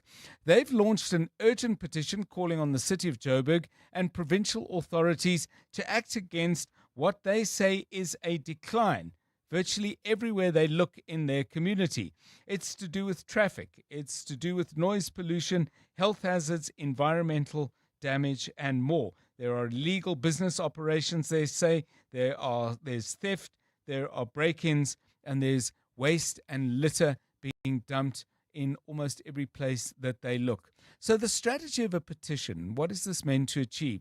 Albert Gumbo is a former chairperson of the Paulshof Residents and Ratepayers Association, much involved still in civic activities and a long-time resident of this community. Mr. Gumbo, welcome and thanks very much for giving us your time. How do these petitions work? And crucially, why do you think this strategy might work? Well, thank you very much, John, for getting in touch. The petition is a result of frustration due to inaction. Sometimes we have action, I have to admit, on various issues that we've been facing. Let me start with the practice of worshipping along rivers. And I want to be very clear from this outset that we fully respect freedom of worship, but there are designated places that go according to the laws of the country. In our case, we've got confluence in our area, beautiful confluence. We've got a beautiful green belt. And every single weekend, we have up to 6, 7 different groups of worshippers that come, sing, beat drums from as early as 4 o'clock in the morning, women screaming as they are prayed for, slaughtering of chickens. Recently, a goat was slaughtered and the carcass left there for a few days. We have, during the week, public nudity of grown-up men and women right in front of our properties. So imagine you making coffee in the morning, you look out the window, and there's a naked person, naked man or naked woman, right in front of your yard in the stream. So it's very frustrating. We've turned to JMPD. We make reports on a regular basis. And I have to say, they are responsive in terms of giving us a reference number. Yes. And on a few occasions, they have come, and we understand that they are stretched. So we get a lot of support from Inspector Nishal Singh, and sometimes they come, like I say, but a lot of the time, because they are stretched, they do not come. So it has become a war of attrition. It's a battle that we are losing, and therefore, in our desperation, we turned to the petition. So Mr. Gumbo, I mean, has anyone from authorities, and I'm not necessarily saying that this would work, but has anyone offered any kind of mediation between yourselves and the groups who gather on the banks at this confluence, or do you feel that this has now simply become a matter of laws exist, laws must be enforced? Look, fortunately, the MEC for Agriculture was contacted by one of the residents from the Sunning Hill site. So the confluence is between Sunning Hill and Paulshof. And she was very responsive. She came and met with some residents, took a walk with us, and she promised to take it up with the environmental team at provincial level. So we know that work is underway. But the problem is non-stop. We have taxis stopping at the corner of Witkoppen and Actor Road. We have crime. We've got a growing squatter problem right next to our properties. And like I say, this worshipping the rituals that are conducted in front of our houses, people singing at 4 o'clock in the morning. You can't sit in your garden and read the paper. And you can be lying on your bed and you can hear people singing, to the point we are beginning to know the words of the songs, as I've said before. Albert Gumbo, former chairperson of the Paulshof Residents and Ratepayers Association. Please excuse my earlier geography faux pas, when I said it was in the south of Johannesburg, I meant to say north. 702 Drive, it's 22 minutes past 4. John is on X. At John Perlman. So, as the first, I suppose, real activity of the National Dialogue gets underway, the National Convention over this coming weekend, the number of parties and foundations and others withdrawing from the process continues to increase. Today it's the turn of Action SA, who had certainly mooted this and gave their reasons in an interesting interview, by the way, between Athol Trollip and Bongani Bingwa. Pick that up on the Prime Media Plus website. But they've withdrawn as well, which for me raises the question, at what point do we start saying this thing has been hollowed out so substantially that it might not work at all? Professor Kidibone Pacho is director of the School for Government Studies at Northwest University and joins us now. Prof, welcome and thanks very much for your time.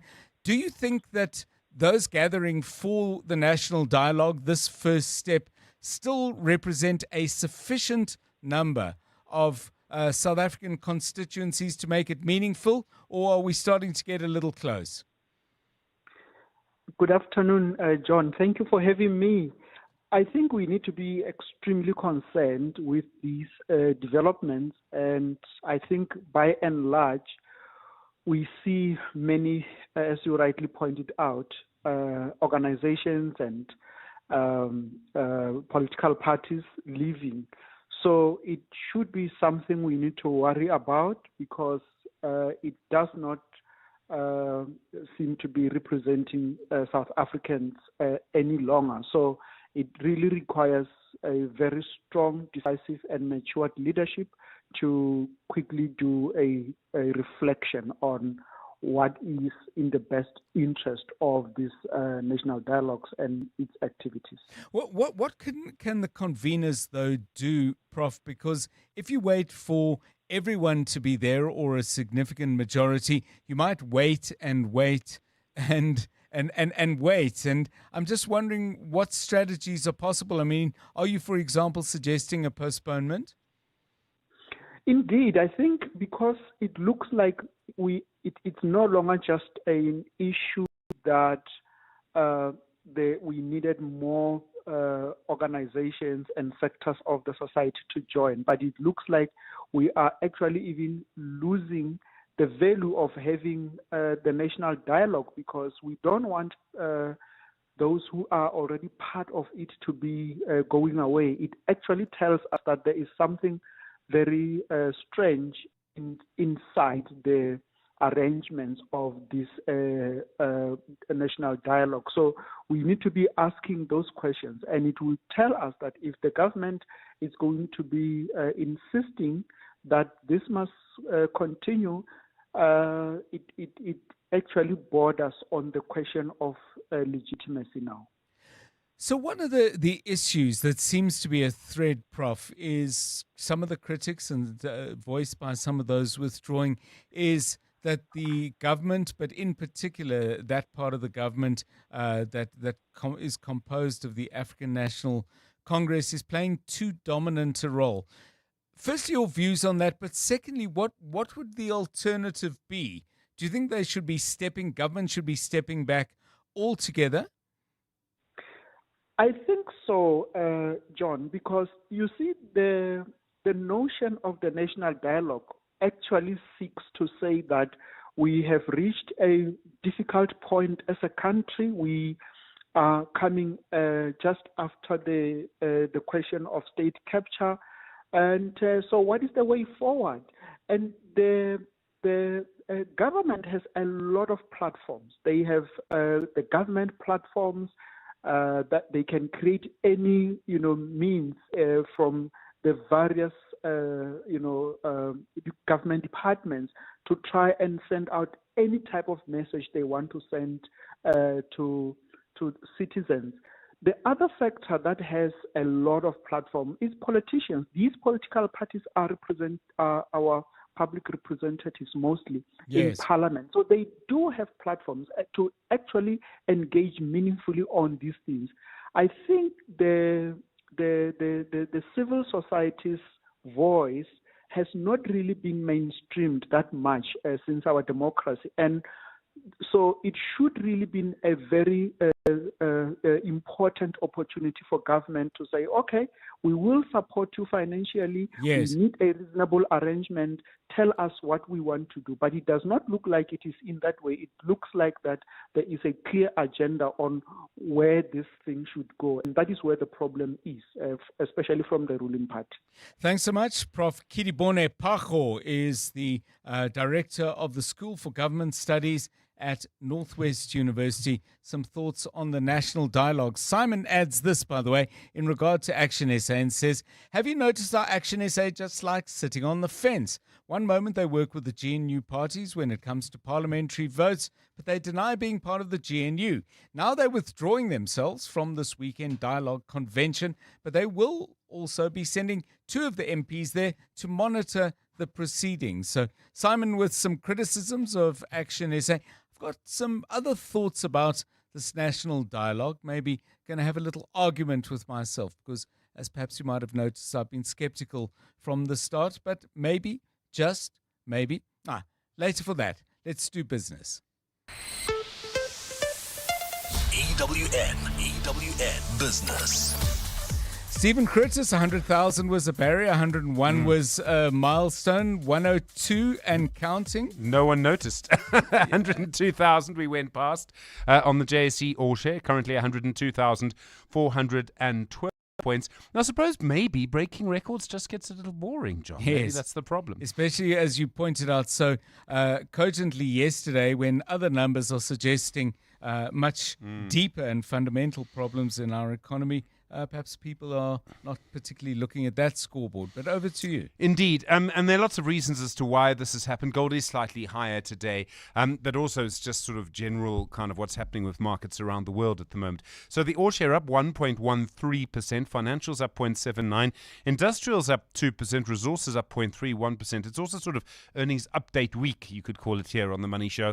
In other words, we're seeing a lot of those coming through, and that's having a big impact.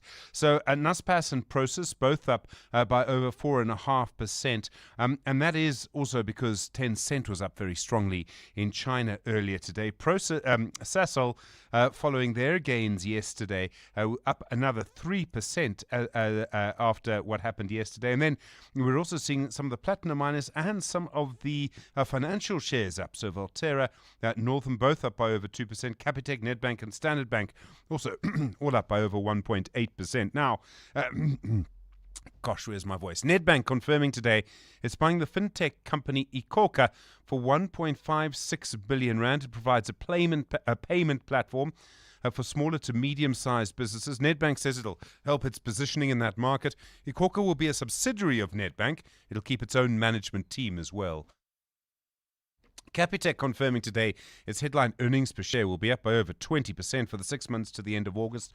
All of its business units played a role in this, but also saying there's been strong growth in net funeral income because of the end of a profit-sharing arrangement for funeral policies from November last year. And then Grindrod reporting this afternoon its earnings for the 6 months to the end of June will be up over 100%. There was a once-off profit of 903 million rand relating to foreign currency reserves. It sold its 35% share in the Matola Terminal joint venture. Also, there's been the sale of the Marine Fuel Trading Port venture, so all of that having an impact. Omnia down 5% on the day. It's involved in mining and Chemicals, of course, and then Investec shares also down nearly 4%, while Ital Tile are down 2.24%. They had their trading update out 2 days ago. They went down. They went up yesterday. They're down again, pretty much where they started. And British American Tobacco down 1.7% as well. In the US, stocks opening positively, really because of more expectations that the Federal Reserve will restart cutting interest rates next month. So the Nasdaq and the S&P 500 hitting record highs at the open. The Dow Jones is up 0.91, the Nasdaq is up 0.33, the S&P 500 is up 0.41 on the day so far. The gold price $3,368.94 an ounce, platinum $1,338.86, Brent crude $65.89 a barrel, and the rand to the dollar 17.50, to the euro 20.51, to the British pound 23.76. Don't forget to join me for the Money Dialogue from 6 o'clock this evening. Stephen Curtis, EWN Business.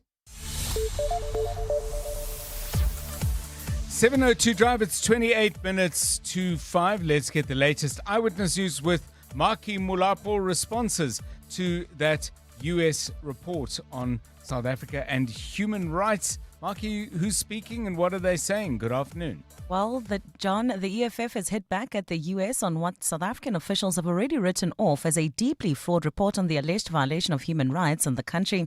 Good afternoon. The United States State Department released a slew of human rights reports yesterday detailing allegations of wrongdoing by a range of countries. In the 2024 edition, the US says the situation in South Africa worsened during the period since its last review in the previous year. The Red Berets have taken exception to being singled out by the US in the latest report.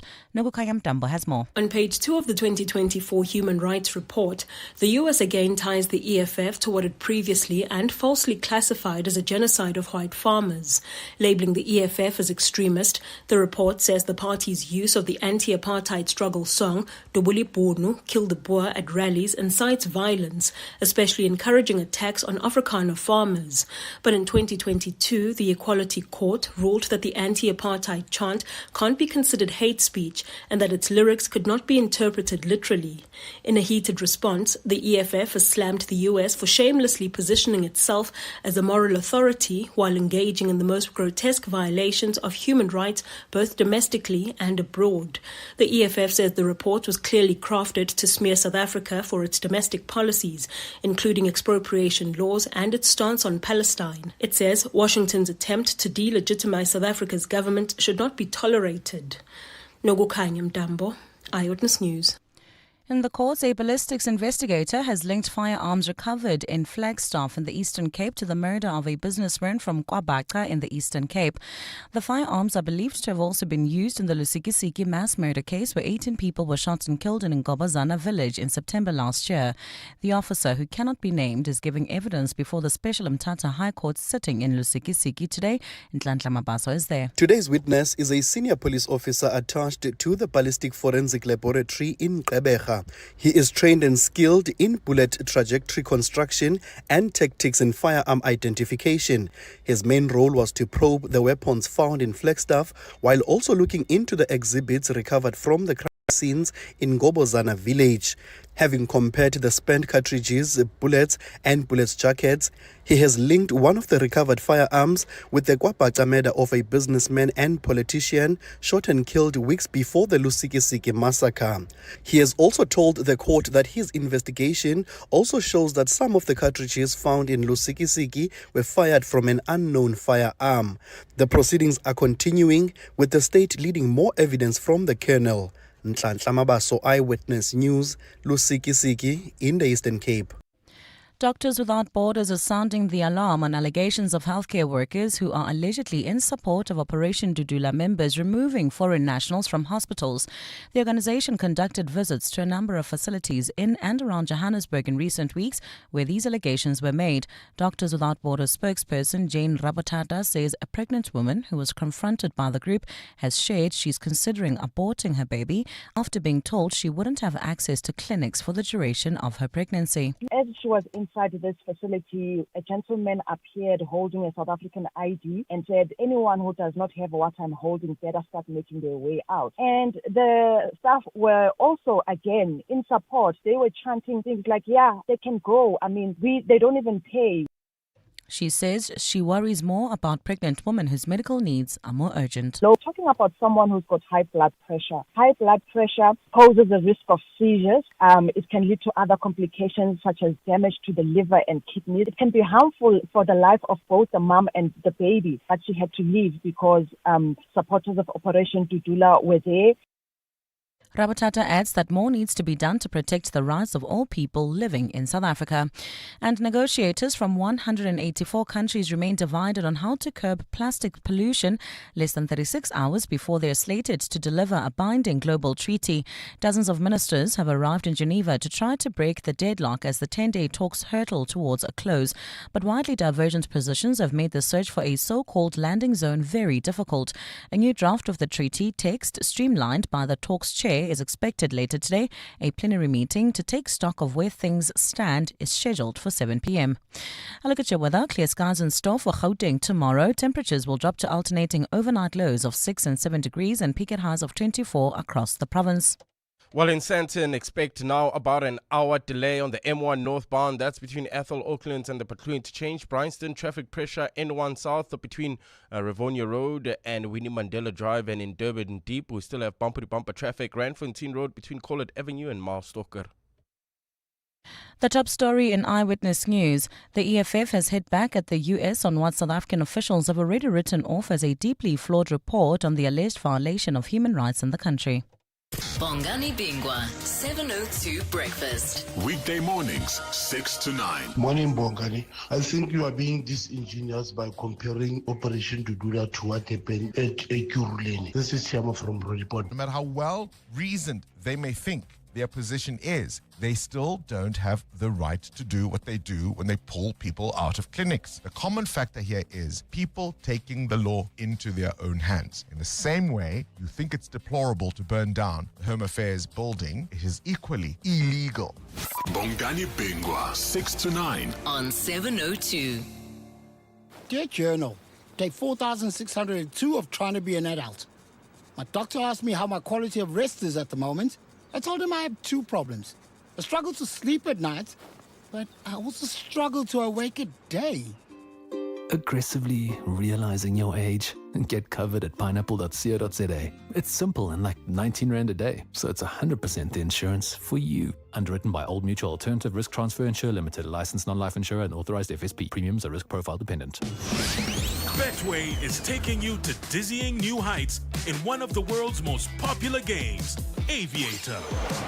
Place your bets and watch the multiplier climb higher and higher. Pick the right time to cash out and stand to win millions on a single bet. It's all possible from the palm of your hand. Get way more only at Betway. Betway is licensed and regulated by the Western Cape Gambling and Racing Board. No persons under the age of 18 are permitted to gamble. South African Responsible Gambling Program toll-free counseling line 0800 006 008 or WhatsApp help to 076 675 0710. Winners know when to stop. A healthy immune system begins in your gut, so the inclusion of high-quality probiotics in your diet can be beneficial. Biogen Supreme Probiotic 9 strain is an advanced formula with Hawaru strains and Orafti Synergy 1 fiber designed to improve intestinal flora. Biogen now also offers Supreme Probiotic for her for intimate feminine wellness, as well as a Q Travel Biotic and Choose for Juniors. Choose a probiotic supplement that's right for you. Available at Dis-Chem and biogen.co.za. They opened their doors before sunrise, stayed up late, showed up. Now they've made it to the finals of Gauteng's greatest awards with 702 and Yoko because of you. But they're not done yet. Your vote that could make them Gauteng's greatest. Go to primediaplus.com now to cast it. Because support isn't just spoken, it's action. And your vote is a standing ovation for the Corner Cafe with the big dreams, the local legend who never gave up, the startup that's changing the game. Gauteng's greatest award with 702, powered by Yoko. Let Yoko Counter fuel your business to greatness. Go to yoko.com to explore the new point of sale solution, saving hundreds of businesses time and money. 702. WhatsApp John on 072 702 1702. Afternoon, John. This is Craig from Northcliffe.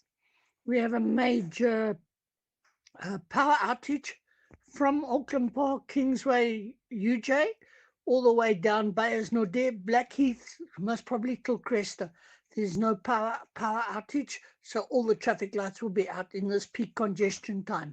So there'll be heavy delays on Beyers-Naudé all the way to the N1 freeway. Yeah, thank you for that update. I mean, that is a massively long stretch of road. If you're out there and dealing with the consequences, you may want to just update us from wherever you are.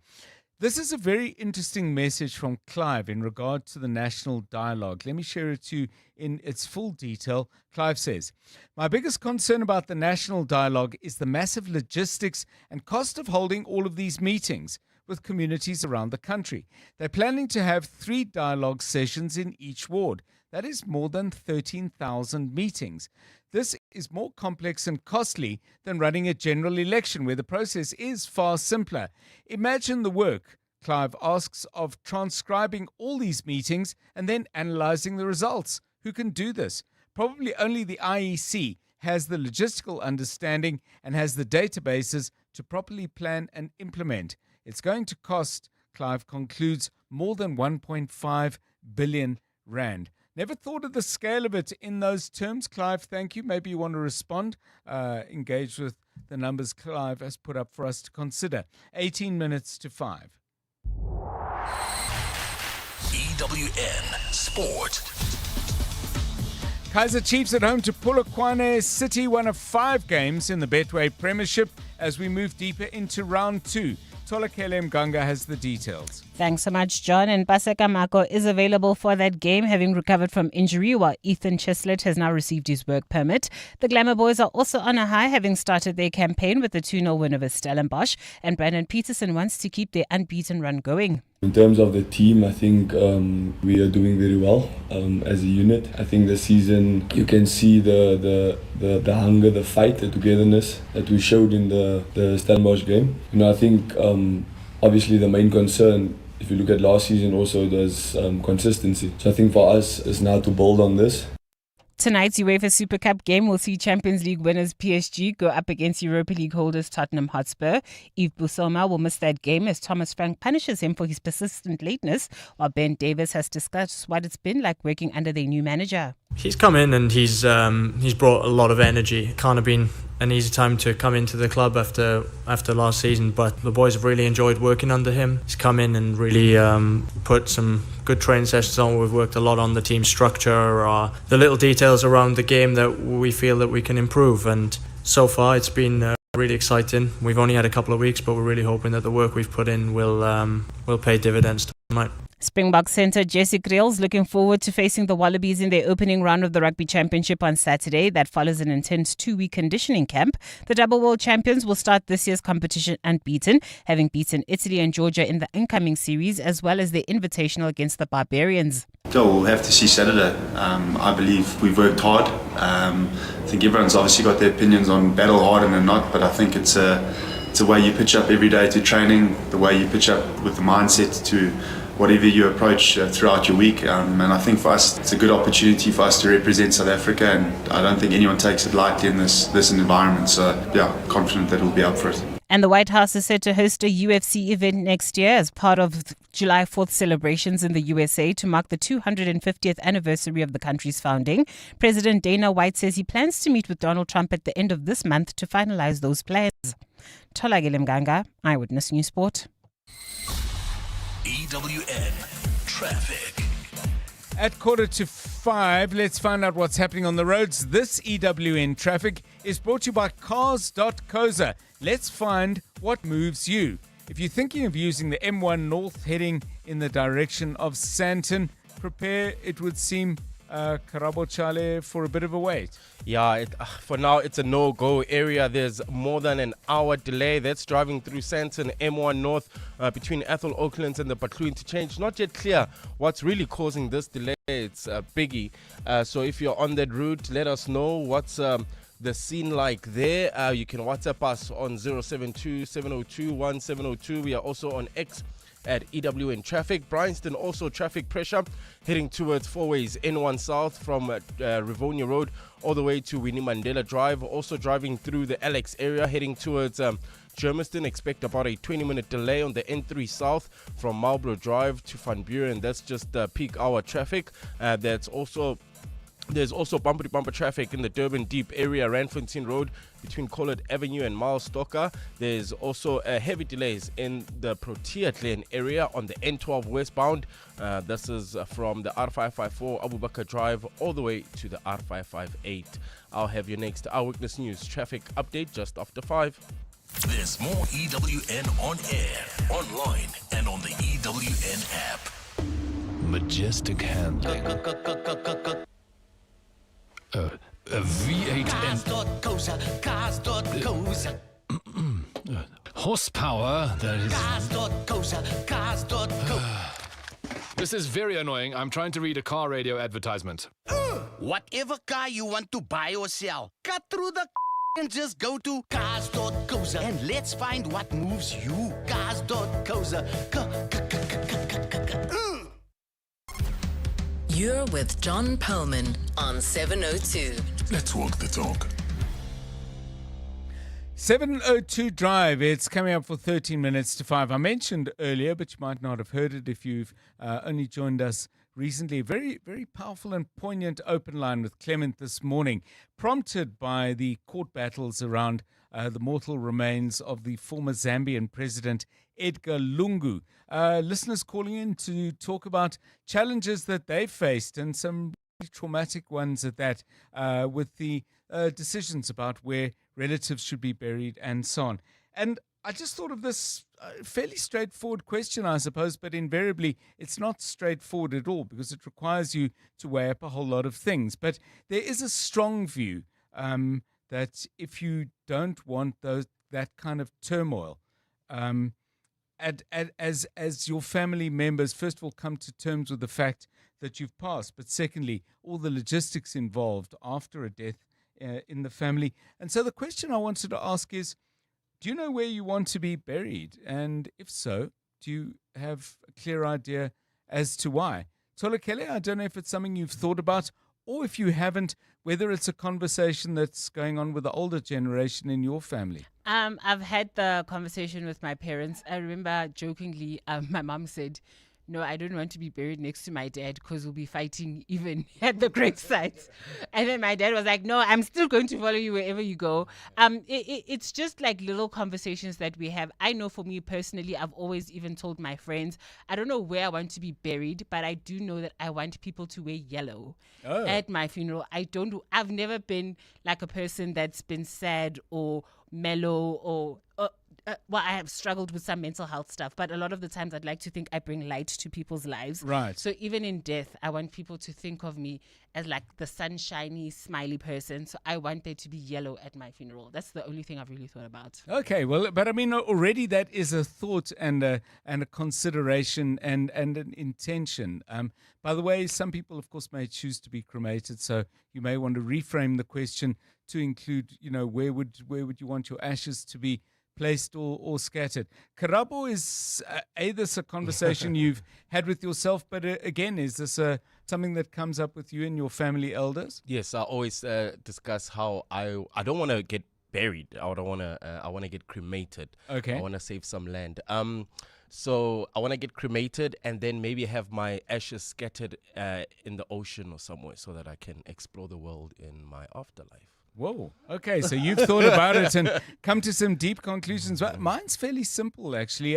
Unlike family members and people currently in my life, I think I want to be buried in the ground. West Park Cemetery, the section, the Jewish section at West Park Cemetery. And yeah, we were talking about it a little bit earlier. And I suppose I just want a little piece of earth where that people can visit. And where they can find me. So those are my thoughts. What are yours? Is it something you've weighed up? Is it something you've discussed? And of course, the good thing is, up to a certain point, you are able to change your mind. So give us a call, 011 883 0702. It's 10 to 5. Drive Home with John Perlman on 702. Let's walk the talk. And because it is 10 to 5 on a Wednesday, it's time for what we call Minding Your Money. And we do this today, as we always do, in the company of Paul Rulofse, certified financial planner. Paul joining us on Zoom. And if you're streaming us live on YouTube, well, you can not only see us, but you can see Paul as well. Paul, a very good afternoon to you.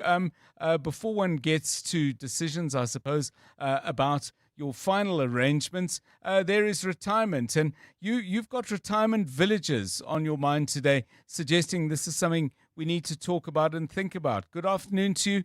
Why in particular? Hi, John. Yes, certainly. It's such an important and lesser-known aspect of retirement planning.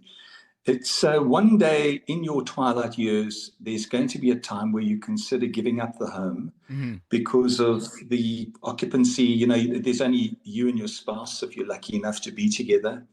And the children have left. There's this emptiness. There's a lot of room in the property, and a lot of maintenance around pools and gardens and things. And the practical solution is to move into something more contained. And we move towards retirement villages, which is an obvious option. And the call really is to try and make that consideration a little sooner than later. Yes. Because the real side of it, John, is that you don't want to do it when you have to because one of the spouses dies and then the surviving spouse is left alone.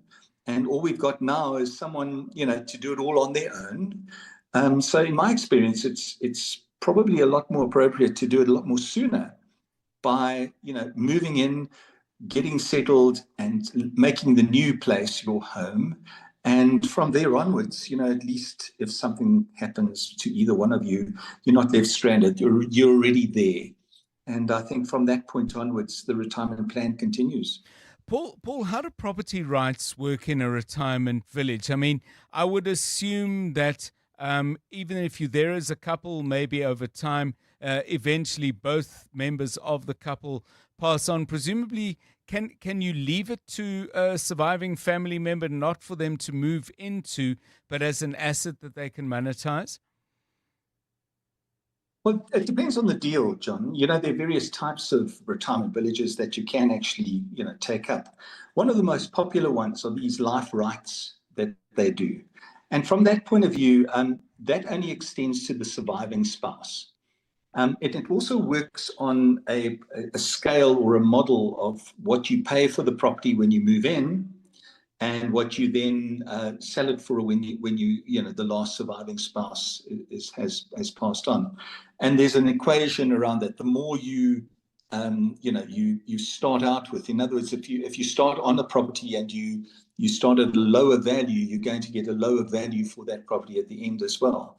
So basically speaking, if you go for the life rights option, it only extends to your question. It only extends to the surviving spouse. It's not something else that the kids will inherit. However, there is a sale after that, which is discounted, as I say, because of what you might have entered the property in, and that becomes part of the estate. So, Paul, I mean, what about, is one of the things you need to look out for that's the state of health and state of relationships that pertain when you enter the retirement village may obviously not persist because time and its ravages eventually move on whether you like it or not. Is it important to choose a retirement village in your view that offers care moving up the scales of intensiveness of that care, or can you move into one retirement village in one physical and mental and relationship state with the view that if you outgrow is not the word, but your needs are no longer met there, that you go somewhere else? What do you recommend? John, moving to a retirement village, especially if you've been in your own home for many years, is a very, very big life-changing event.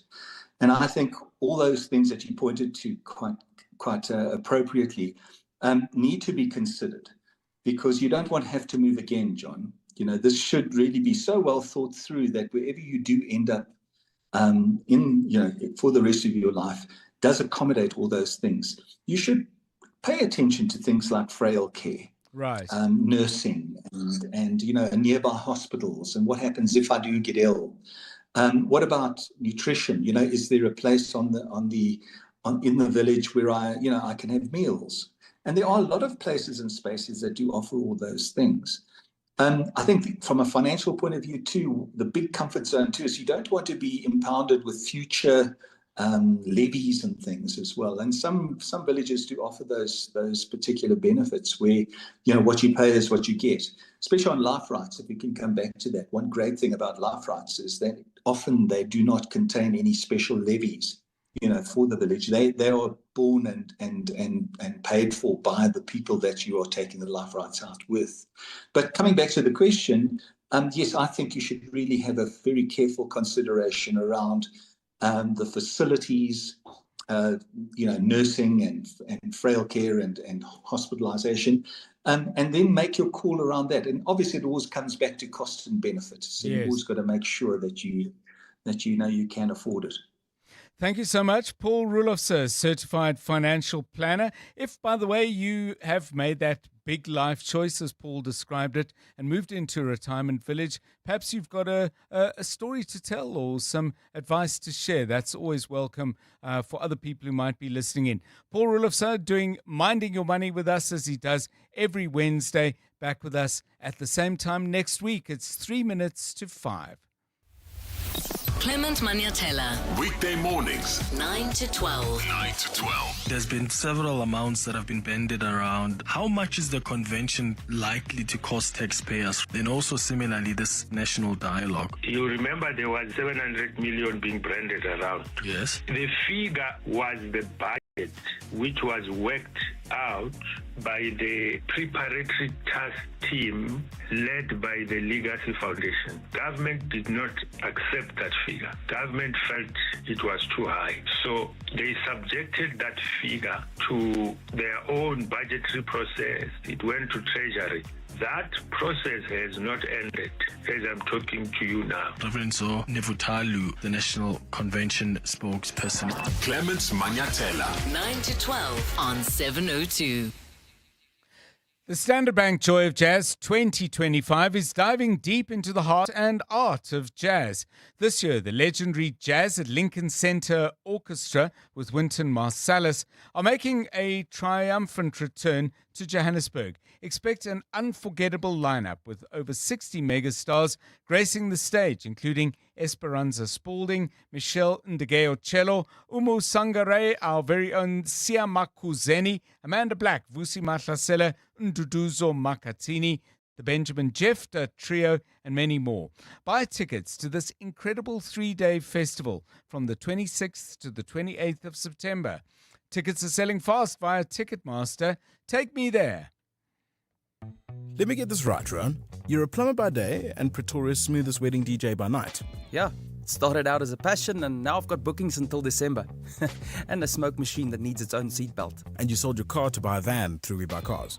Brew, it was music to my ears. Zero admin, no long queues. They pulled in, checked it out, and before I knew it, I had cash in the bank. Now that's a banger. We Buy Cars. Geared for your passion, geared for you.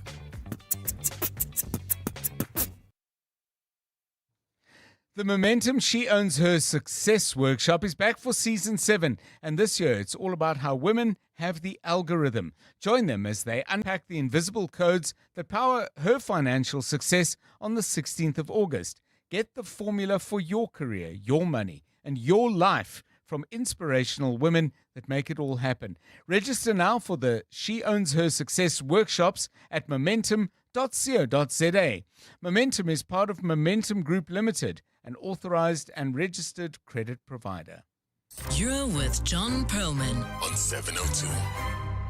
702 Drive still to come after 5. The electricity situation in the country has undoubtedly improved, I think it's fair to say, significantly, but in the background, questions starting to be asked as to why we've spent so much money on diesel to keep the lights and power on in the winter months that are behind us, and how much more needs to be spent. We'll put some of those questions to energy expert Mthunzi Lutuli. And then 25% almost of the current Springbok squad all come from the area known as the Cape Winelands. What's that all about? What's the secret? We'll talk about that at 5:20. This is EWN. An accomplice turned state witness in the Joshlin Smith trial walks free, and Electricity Minister says competitive market will bode well for consumers.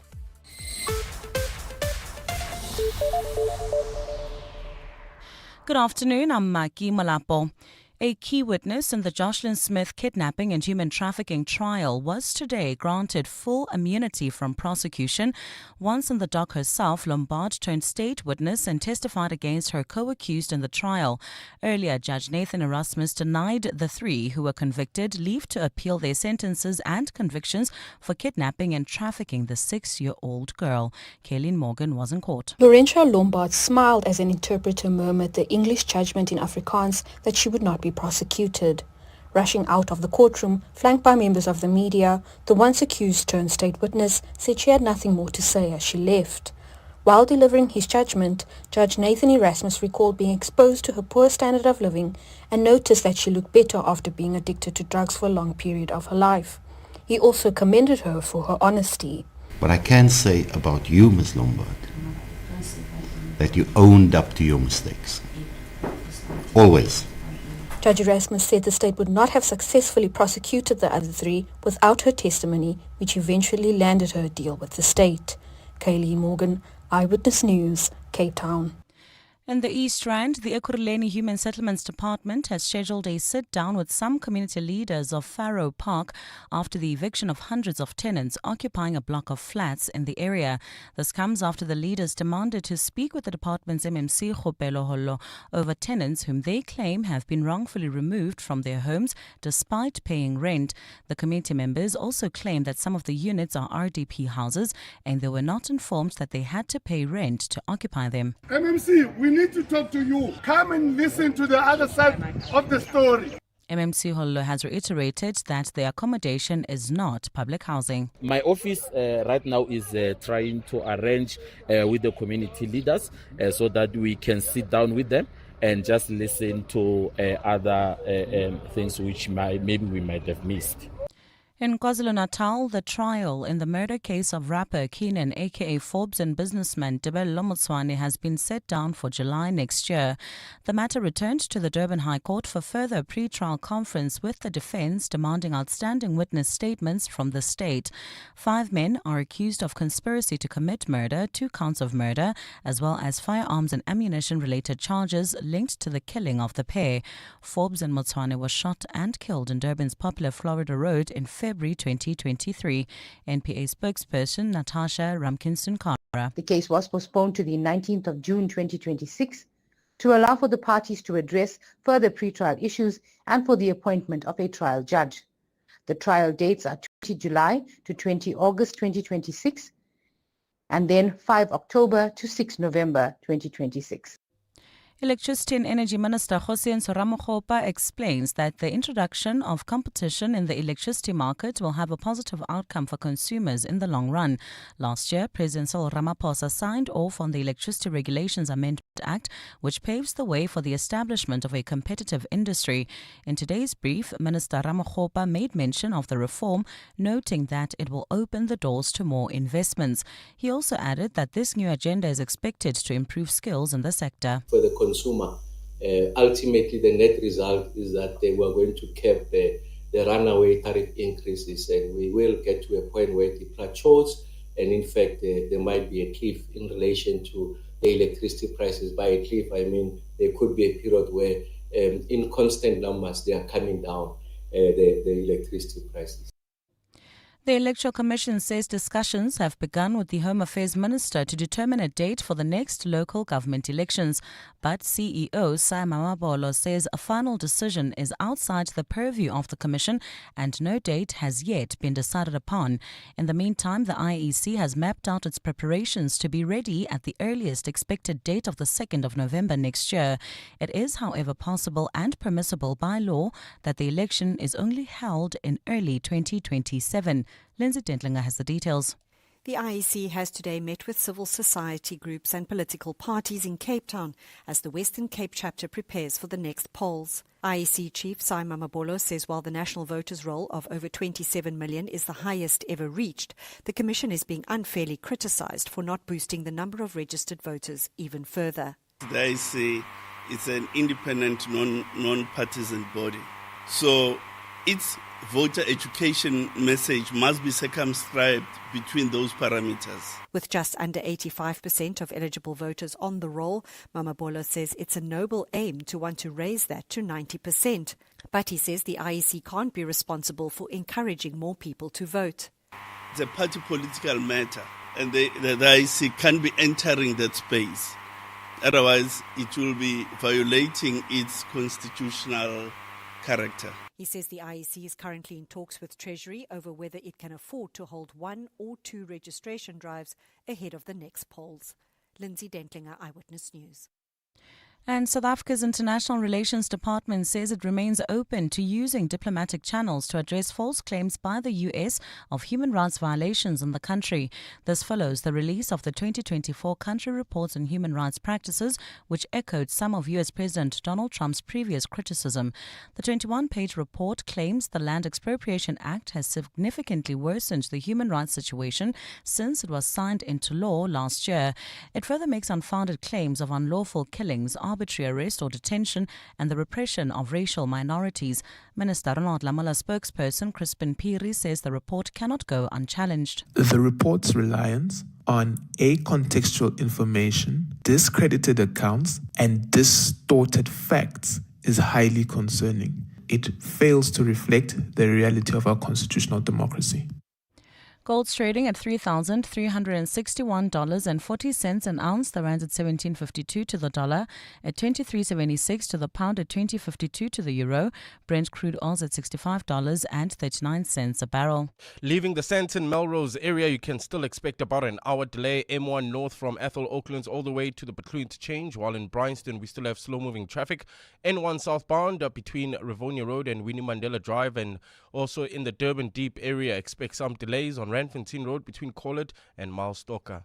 In your sport, Kaizer Chiefs aim for back-to-back wins in the Betway Premiership. PSG and Tottenham Hotspur set for European season curtain raiser in the UEFA Super Cup. And Monica Seles reveals that she's been diagnosed with neuromuscular autoimmune disease. Look at your weather. Clear skies in store for Gauteng tomorrow. Joburg will drop to overnight lows of 6 degrees and peak at highs of 24. Pretoria is at 7, also reaching highs of 24. Vereeniging's at 6 and highs of 24 degrees as well. The top story in Eyewitness News this hour. A key witness in the Joshlin Smith kidnapping and human trafficking trial was today granted full immunity from prosecution. EWN, in touch, in tune, and independent. For the latest, visit ewn.co.za or download the EWN app. 702. Drive home with John Perlman. John Perlman, 3 to 6 p.m. on 92.7 and 106 FM. Let's walk the talk. 702 Drive, it's 9 minutes past 5. We're delighted to have you with us for the last hour of the show, The Money Show. Of course, after that with Stephen Krutis. He joins us in about 18 minutes time to give us an update on a day when the markets are setting new records. All of that coming up a little bit later. You heard in Maki Molaipo's bulletin comments made about the state of our electricity grid by Electricity Minister Josienso Ramokgopa. We'll look more deeply at one aspect of it that's causing a lot of people to ask some questions: the large amount of money spent on burning diesel in the winter months. The minister, who we did invite on the show, by the way, today, unable to join us, but he offered explanations. We'll put them to the test when we chat to Mthunzi Lutuli, engineer and energy expert. Anyone going to the Springboks Wallabies game on Saturday at Ellis Park? I won't be going. I'll tell you why a little bit later. I'll be doing something else, indulging one of my other passions, but the Springboks squad is a very interesting one. Almost 25% of that's 9 players, features players who come from the Cape Winelands. So we're talking Paarl, Wellington, Tulbagh, that part of the country. Clearly not just exceptional at producing reds and whites, but producing greens and golds as well. What's that all about? We'll talk to Tshwane Erasmus, who is head rugby coach at Paarl Boys High. Currently, I think I'll check with him, the number one rugby school in the country, according to the latest rankings, although those might have shifted with games played since I last took a look. Tshwane Erasmus with us at about 20 minutes past 5. 702. WhatsApp John on 072 702 1702. Good afternoon, John. Michael and Sons from the East Rand. And I think I agree with what the professor just mentioned. If it's a national dialogue, I've always been questioning, okay, how is it that I will have my voice heard? Do I have to be affiliated with a political party? Do I have to be someone that is prominent and successful?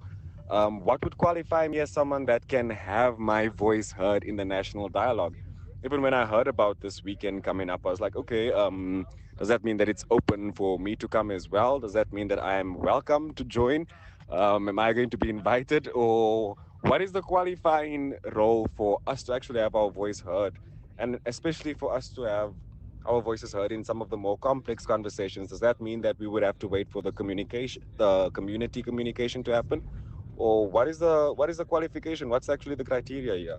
Good afternoon, John, and to the listeners. The thing about the worshipping there by Paulshof and Sunninghill, most of those worshippers are not even South Africans. If you're going to check on who exactly sort of gathers over there, it's your Zimbabweans. They come into the country with their gods and their idols, and the requirement is for them to worship by the rivers. If you think about it, as South Africans, we've never had this problem even prior to democracy. It really is a foreigner issue, and it needs to be dealt with, because with that comes the squatter camps. There's a squatter camp in Bryanston. John, you make that make sense. It doesn't. Long and short of it, it doesn't. Thanks a lot. Bye.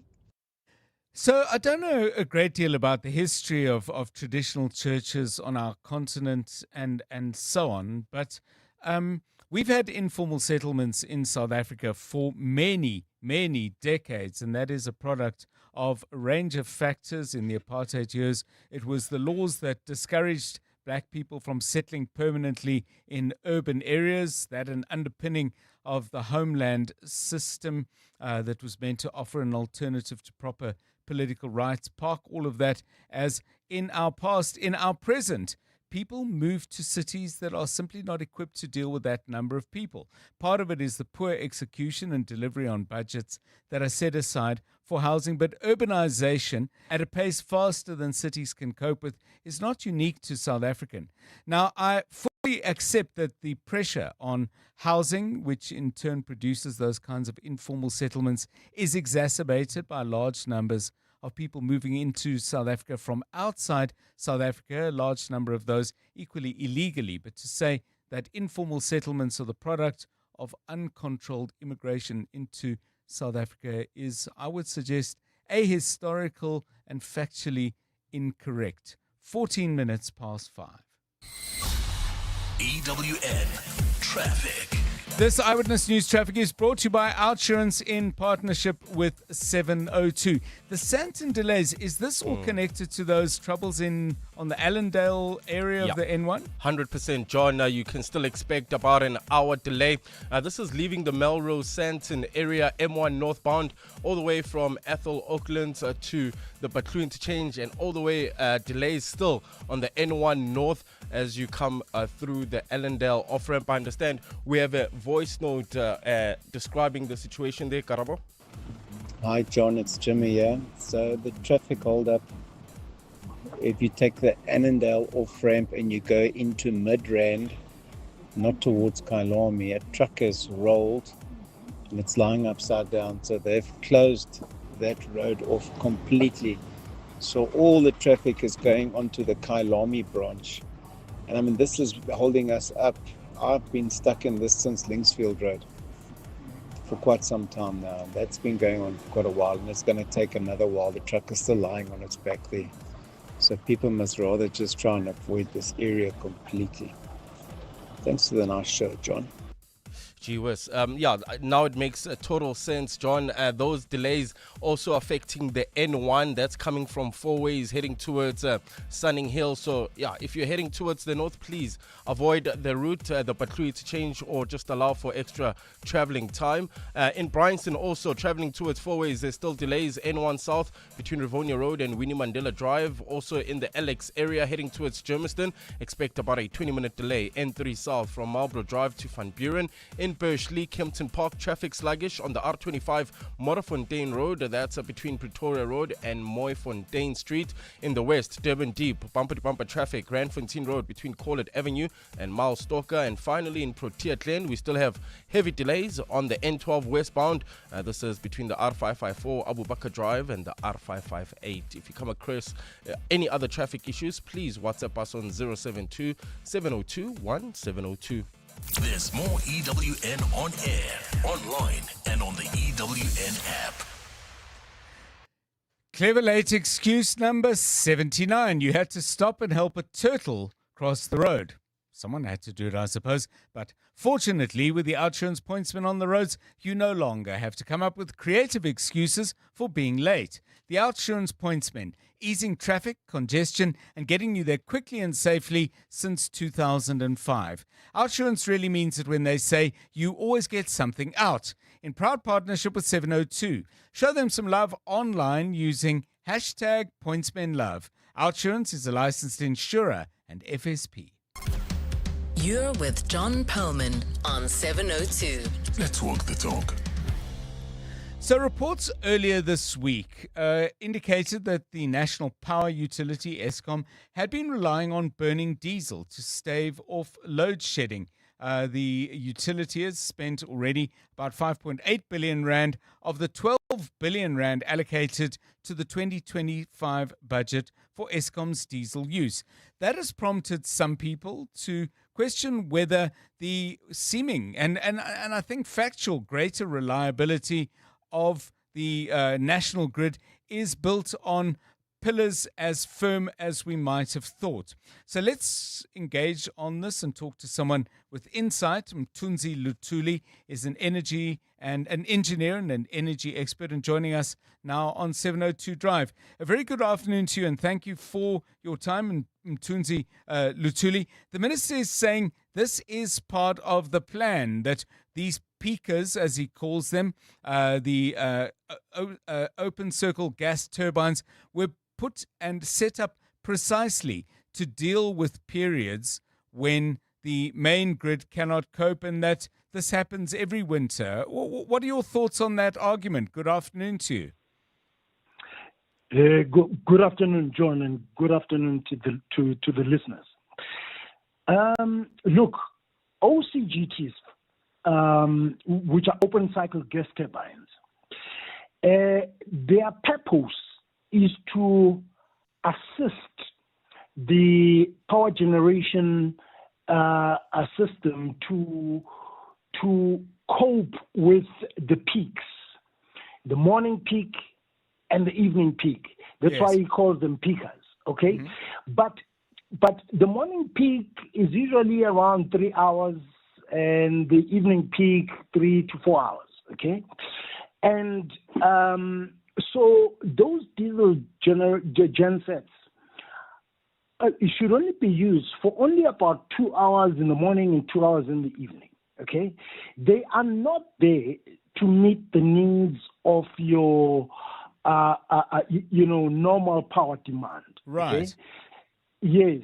And in fact, for the peaks, we use two systems. We use the OCGTs, which we've just spoken about, but we also use the pump storage schemes.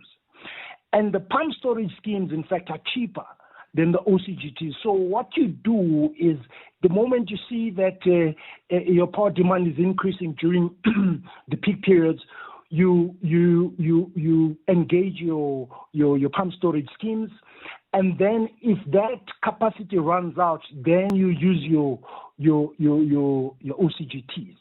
So OCGTs should never be used for prolonged periods of time. And they were never designed for that. And is that what's happening? Because my understanding, to some degree, of the questioning, Mr. Luthuli, is that people are using this, not using it in the sense of abusing it, but it's prompting people to ask questions. Is our grid as robust as we thought?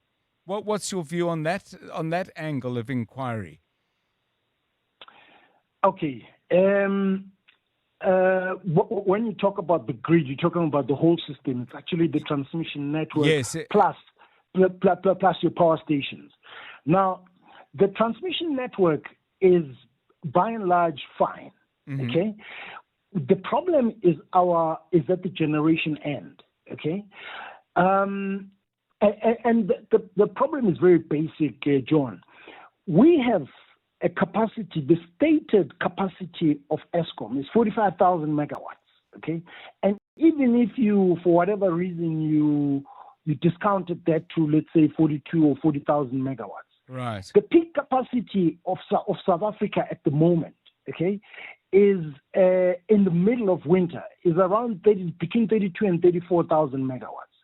So the question is, if we have an installed generation capacity of 40,000, why is it that we can't meet a peak demand of 32 or 34,000 megawatts? Yeah, it's an No, please continue. So that is the problem, and that's why we say that it's because there is capacity at Eskom that is lying there that is not being used. Those generation units are not being brought back online, even if they are broken down or whatever.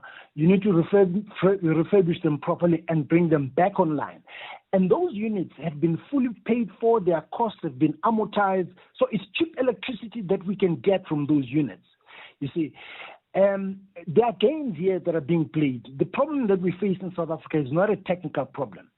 It's a political, economic problem. You see, what's happening is that government wants to introduce private players into the industry, and in order for government to justify that, they have to show Eskom not to be capable of generating electricity for the country, even if it does have that capacity. Thank you so much to Mthunzi Luthuli, energy and engineer and energy expert. 23 minutes past 5. You're with John Perlman on 702. Right, let's get into this interesting piece on ESPN, the sports website. Leonard Soames, the author, points out that of the 37 players named in Rassie Rasmus's squad for the Rugby Championship clashes with Australia this weekend and next, almost a quarter, 9 of them, went to high school in the Cape Winelands. Now, to talk about this, we're joined by Shaun Erasmus, head rugby coach at Paarl Boys High. And his school, I think, if I'm correct, Shaun, after beating your local rivals, Paarl Gymnasium, you, I think, are still the number one rugby school in the country. But good afternoon to you and welcome. The Winelands, why is it producing so many Springboks? Hi, good afternoon, John. Thanks very much for the privilege.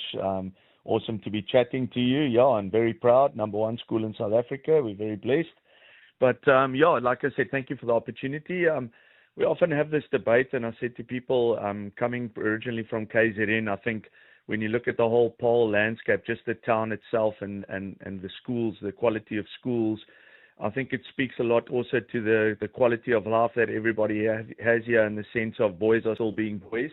We spoke about this the other night on a TV show as well, and I said to the guys, on Wednesdays here, you still have all the schools with all the boys and girls out sort of having coffee together, being youngsters, young people, sort of enjoying life, and there's a good balance between a high-performance environment and social life for the kids here.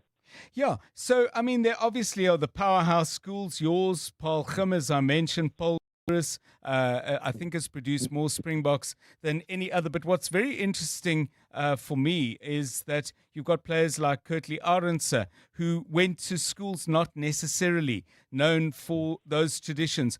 Are we seeing, as rugby captures the imagination of an increasingly wide population, that other schools are getting better at the game and challenging some of the top schools like your own?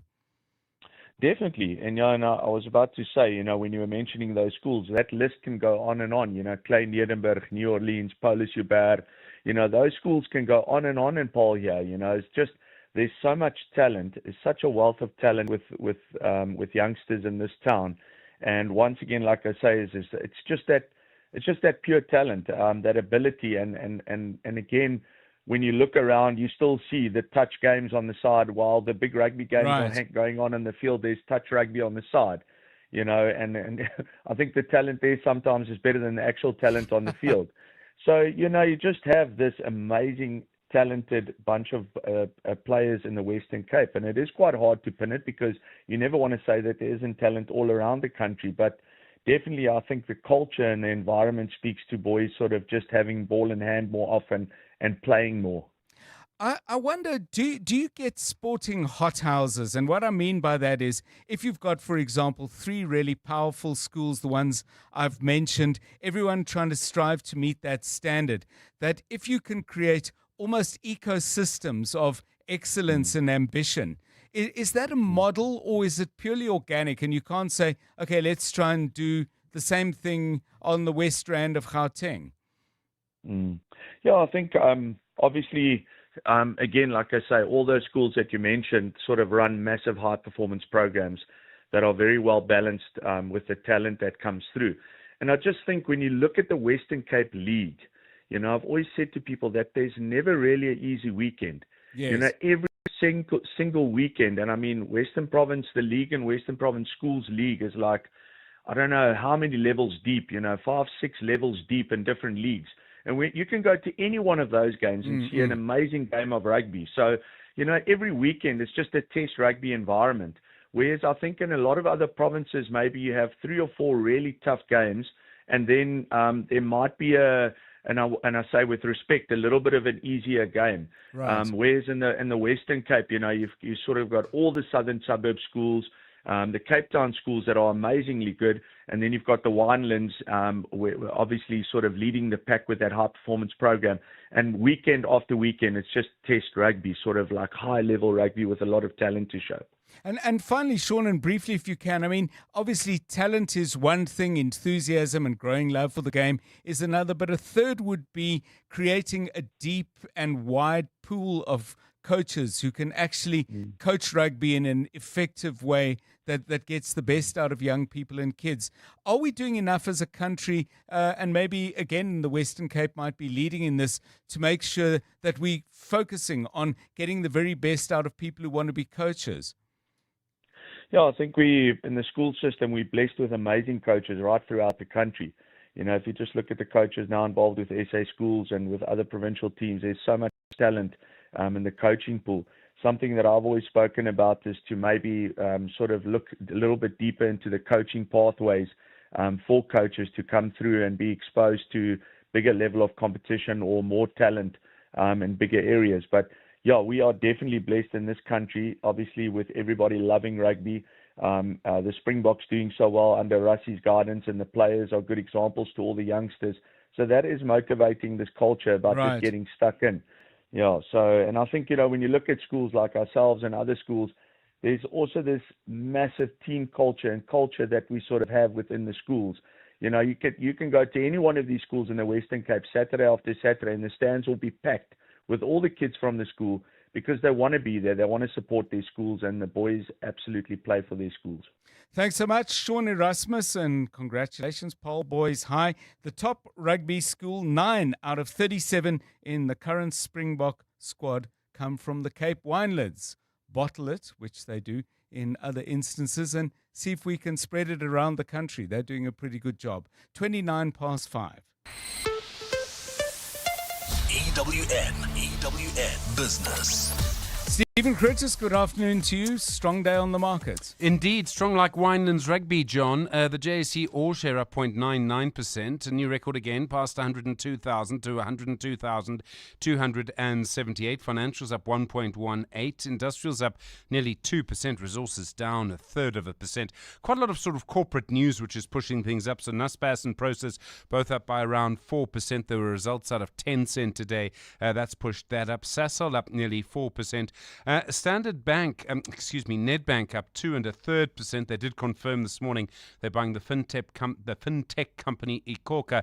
It essentially provides sort of payment services, if you like, and is really quite effective in that. And so it will now become a subsidiary of Nedbank. It'll keep its own management team as well. Meanwhile, Capitec, they're up quite strongly on the day too, and they're confirming their headline earnings per share will be up over 20% for the 6 months to the end of August. It says the number of active clients and transaction volumes are still growing quite strongly, while Grindrod, the logistics and construction group, saying its earnings for the 6 months to the end of June will be up over 100% from the previous period. Part of that is a big sale, so it is a kind of once-off. But ABSA's up nearly 3%, Standard Bank's up 2.36%, Old Mutual is up 2%.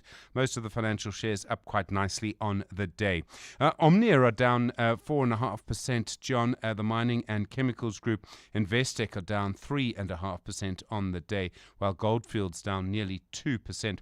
And Sable Exploration confirming the JSE suspended trading in its shares. It's not able to provide audited financial statements for the year to the end of February. It hasn't been able to find any audit firm, it says, after the resolution of a reportable irregularity with its previous audit firm. In the US, a strong open again. Record highs for the Nasdaq and the S&P. That's because of more optimism that that interest rates there will be cut soon. The Dow Jones is up 0.2%. The Nasdaq up 0.12. The S&P 500 up 0.16. The gold price $3,360.42 an ounce. Platinum $1,337.13. Brent crude $65.24. The rand to the dollar 17.52 to the euro 20.52 to the British pound 23.76. On the Money Show this evening, more on government's response to all of the tariffs from the US and how we will deal with that. Also, we'll be speaking about what happens when you stop seeing a leader as a human but just see them for their position. Siya Kolisi is a great example of this. So actually is President Cyril Ramaphosa, but it happens in business.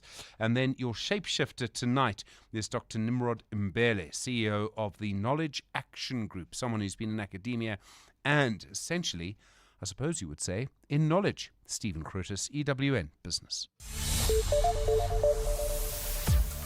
Thanks, Stephen. 28 minutes now to 6 o'clock. Time to catch up with what's happening and breaking news-wise here and further afield. Maki Molapo, good afternoon. Thanks, John. Good afternoon. The Home Affairs Department says it has set in place contingency plans to accommodate the public serviced by the torched Home Affairs building in Germiston in Ekurhuleni. Yesterday, a demonstration led by angry residents being evicted from their homes in a block of flats in Faroe Park set the structure alight. Home Affairs Deputy Minister Njabulo Nzuza, who to inspect the building today, says 4 mobile units have been placed at the city's civic centre to help resume services. Thanduluhle Ngcobo has more. Home Affairs Deputy Minister Njabulo Nzuza says the department has managed to service at least 100 people today using mobile units placed at the civic centre out of the 500 that this branch normally services per day. The top floor of the building, which served as an immigration floor, is in complete ruin, which the minister says has caused extreme backlog for immigration services. For us, this is a very serious setback that has a lot of criminality. Then we are going to make sure that we follow up with the police so that those who have done wrong are actually brought to justice. Nzuza also expressed relief that there was no loss of life during the incident and has reassured the public that services are continuing. Thanduluhle Ngcobo, Eyewitness News. The first leg of South Africa's nearly R1 billion national dialogue begins this weekend, but some Johannesburg residents say they have no clue what it's all about. This weekend, the precursor to the dialogue, dubbed the National Convention, will be hosted at UNISA in the capital under a hefty bill estimated at 8 million rand, while some key legacy foundations have pulled out of the planning collective of the talks. Over 1,000 delegates are expected to attend the engagements. Despite growing criticism, government is adamant the process will bring lasting solutions to socio-economic woes. Mungezi Gogo reports. The National Convention is the first step in the process that's set to unfold over several months. The national dialogue process will see politicians, civil society, business and religious leaders sit under one roof, but critics argue the most important voices are missing ordinary South Africans. Those who live on one meal a day, who wake before sunrise to take multiple taxis and trains, or those who send their children to school without shoes, a bag or sanitary pads. To meet up, what is that? Logistics for who? For like ministers or something? I don't even know who's going. I'll be honest, this is the first time I'm hearing about the dialogue. My classmates and I don't even know about it. They're not going to make decisions that will impact us because we're not included in those conversations. And with only 1,000 seats, the question is whether this will be a true national conversation or another exclusive, expensive talk shop. Monkey Zikoko, Eyewitness News. Electricity and Energy Minister Joshlin Smith has revealed that load reduction mainly affects villages and townships in the country. During a briefing on the state of the country's electricity grid, the minister shared that major suburbs do not bear the brunt of the scheduled power outages. According to Eskom, load reduction is implemented to avoid overloading its networks in areas which have a higher demand. Ntokozo Khumalo reports. Earlier this year, the South African Human Rights Commission held a 3-day inquiry into the impact of load reduction on the human rights of citizens. The National Energy Regulator of South Africa, however, disputed claims that load targets poor communities. But in today's brief, Minister Joshlin Smith explained that load reduction is driven by a number of factors which affect people in low-income areas. Where do we find it? Load reduction. We find it in villages. We'll find it in peri-urban areas, what we call townships. So load reduction has got, if you like, socio-economic characteristics. Load reduction faces the poor disproportionately. Ramokgopa added that they are working to bring an end to load reduction. Ntokozo Khumalo, Eyewitness News. And a look at your weather. Clear skies in store for Gauteng tomorrow. Temperatures will drop to alternating overnight lows of 6 and 7 degrees and peak at highs of 24 degrees across the province. Sandton expect about an hour delay. M1 North from Ethel Oaklands all the way to the Patlouille to change. This is due to an overturned truck on the N1 northbound. That's onto Ellendale Road. Sunninghill also traffic heavily backed up due to that overturned truck. This is on the N1 northbound between Winnie Mandela Drive and the Patlouille to change. And in Bursley, Kempton Park, traffic sluggish on the R25 Modderfontein Road between Pretoria Road and Mooifontein Street. The top story in Eyewitness News, the Home Affairs Department says it has set in place contingency plans to accommodate the public serviced by the torched Home Affairs building in Germiston in Ekurhuleni. 702 Afternoons with Relebogile Mabotja, 1 to 3 p.m. What are the options that are available to you? Because for me, based on what you're saying, the natural step feels like going under debt counseling and debt review. Unless, of course, you have access to, I know there are people who, when you change jobs, you can access your retirement and then they cover their debt. That's not really an option for many people, and also it means that you're robbing your future self. So it's really around sitting, honestly, looking at what you're spending your money on, looking at what your income is, and then start with a plan to cut your most expensive debt first. Natasha Huget-Henschy, a principal consultant at advisory firm NMG Benefits. 702 Afternoons with Relebogile Mabotja. Let's walk the talk. It took patience, perseverance and audacity to get my first call up and win with the Booker. And we did it together. That's why I, Dion Free, partnered with African Bank so I can win big with a 60-month fixed deposit. Patience brings results. Join the bank that backs you. Get a 12.8% return at expiry on your investment. Visit africanbank.co.za or a branch for assistance. African Bank, audacity to believe. African Bank is a licensed financial services and registered credit provider. T's and C's apply. Hey Jim, what's wrong? Hi Bob, I'm just so confused. I'm trying to buy a car and I don't know where to stop. Well, have you tried to... Cars.coza. Have you tried to... Sorry, we're trying to do an advert. Whatever car you want to buy or sell, cut through the and just go to cars.coza and let's find what moves you. Cars.coza. 702. WhatsApp John on 072 702 1702. Hi, John, 702. I'd like to disagree with you there, John.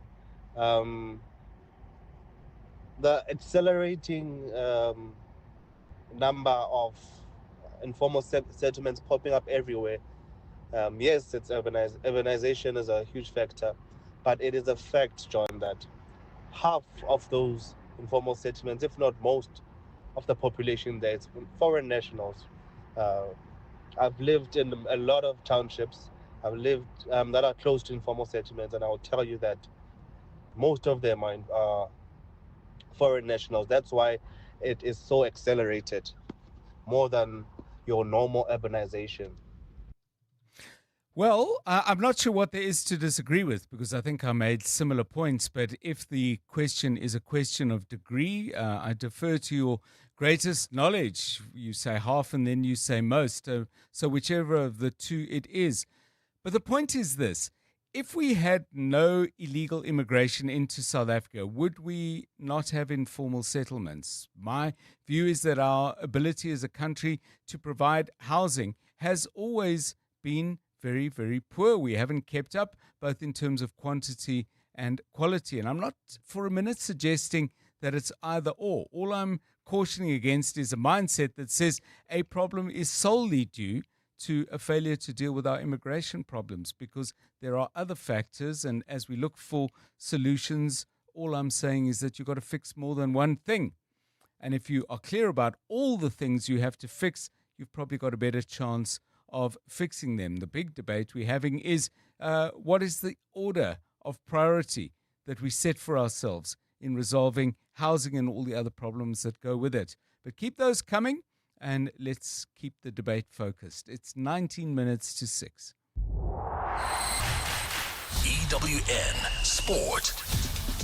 Tolakele Mganga, very good afternoon to you. We have football tonight. Chiefs are in action again with one win under their belts. Absolutely, John. And Brandon Peterson says they're determined to turn FNB Stadium into a fortress. That's in an attempt to bring back the fear factor around the team. They'll play their first home game of the season against Polokwane City this evening as they look to make it back-to-back wins in the Betway Premiership. I think it's time we start making FNB a fortress, you know. For me, teams should be scared to come to FNB. Yeah, like you say, in the past, we haven't done well at FNB, but I think it's time for us to change that. And you know, what better way than 3 consecutive home games for us. Starting tomorrow, I think that will be the first step towards that goal. I'm looking forward to it because I know the guys are excited. The European season will officially kick off tonight with the UEFA Super Cup clash between Champions League holders PSG up against Europa League winners Tottenham Hotspur. Ahead of it, Spurs have named Christian Romero as their new captain. That follows the departure of Son Heung-min to LAFC. And having ended their 17-year wait for a trophy following their victory over Manchester United in last season's final, Ben Davies wants a period of sustained success. Once you get that initial feeling, you really do have that desire and that hunger within this group that wants to do it again. We had our time of enjoying the results from last year, but I think everybody's focus this season is that we're in a number of competitions. There are trophies at stake, and it starts tomorrow night. 9-time Grand Slam champion Monica Seles has revealed that she's been diagnosed with a neuromuscular autoimmune disease. The 51-year-old was diagnosed 3 years ago and has revealed that it causes muscle weakness in the arms and the legs, along with bouts of double vision amongst other symptoms. At the same time, American sprinter Sha'Carri Richardson says she'll seek help following her arrest over allegations of domestic violence. She was detained on the 27th of July at Seattle-Tacoma International Airport following an altercation with boyfriend and fellow U.S. athlete Christian Coleman. Coleman didn't want to participate in the investigation and declined to be a victim, while Richardson was released the following day. Tolakele Mganga, Eyewitness News Sport.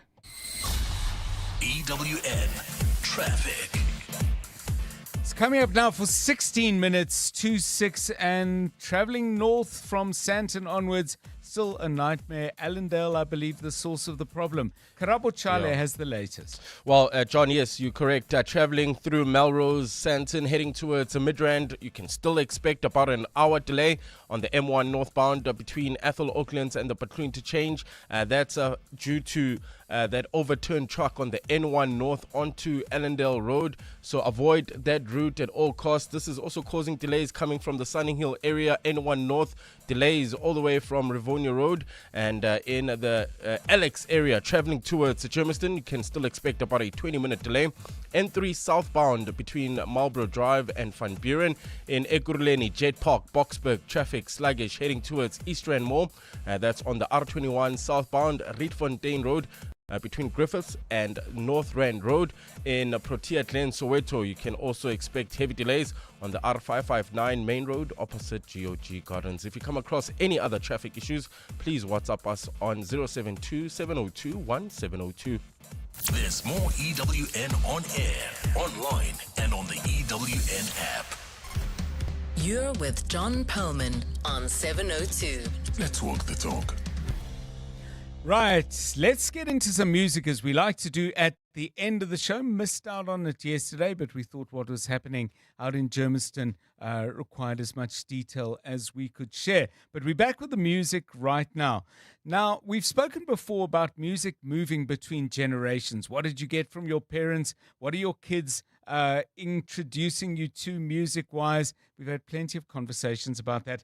But Karabo Charlie, you had a very simple question, i.e., what are the kids in your house listening to right now? Let's start with your son, Kabomo. Yes, my kid, we have like playlists when you take road trips or even go to school. So we have playlists, so we suggest which songs to play. So the one that always comes up from my son's suggestions is Anxiety by Doechii, which I was pretty surprised because it's got like this contemporary mix fusion with hip-hop hours, and it's pretty deep. So we had a discussion about it on what does he make of anxiety and what makes him feel anxious, and he had interesting thoughts about it. I was actually surprised. So he just for context, he's 8 going 9? Yes, he's 8 going 9 in October. Yeah. Okay, so nearly 9. And where did he hear this music? Did he hear it from you, or definitely not from me? Just maybe from friends at school.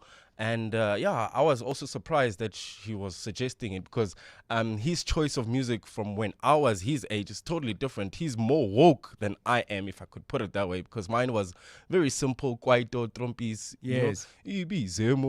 simple music. But with him, it's thought-provoking, which I thought it was quite surprising. The car journeys are going to be interesting. DJ KT introduced the song.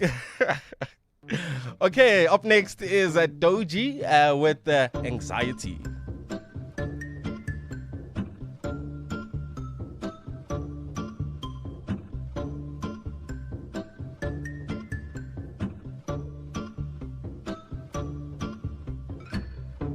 Anxiety, keep on trying me. I feel it quietly, trying to silence me. Yeah, my anxiety can't shake it off of me. Somebody's watching me and my anxiety.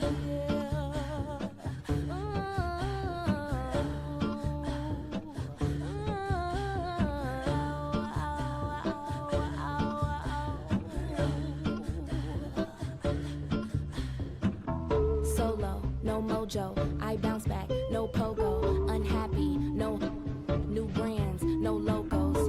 Money on my juggler, natural hustler. Think I need a smuggler up in Russia. You could be my butler, shine my cutler. Shout out to Oyenda, that's the guzzler. Okay, next thing, my life is a wet dream. I call it a sex scene. The bag is a nice tease. I tried to escape. My life is an X-ray. I'm sorry, a sex tape. You only get one take. Quiet on the set, please. Rolling anxiety in 3, 2, 1. Anxiety, keep on trying me. I feel it quietly, trying to silence me. Yeah. Anxiety, shake it off of me. Somebody's watching me. Is my anxiety.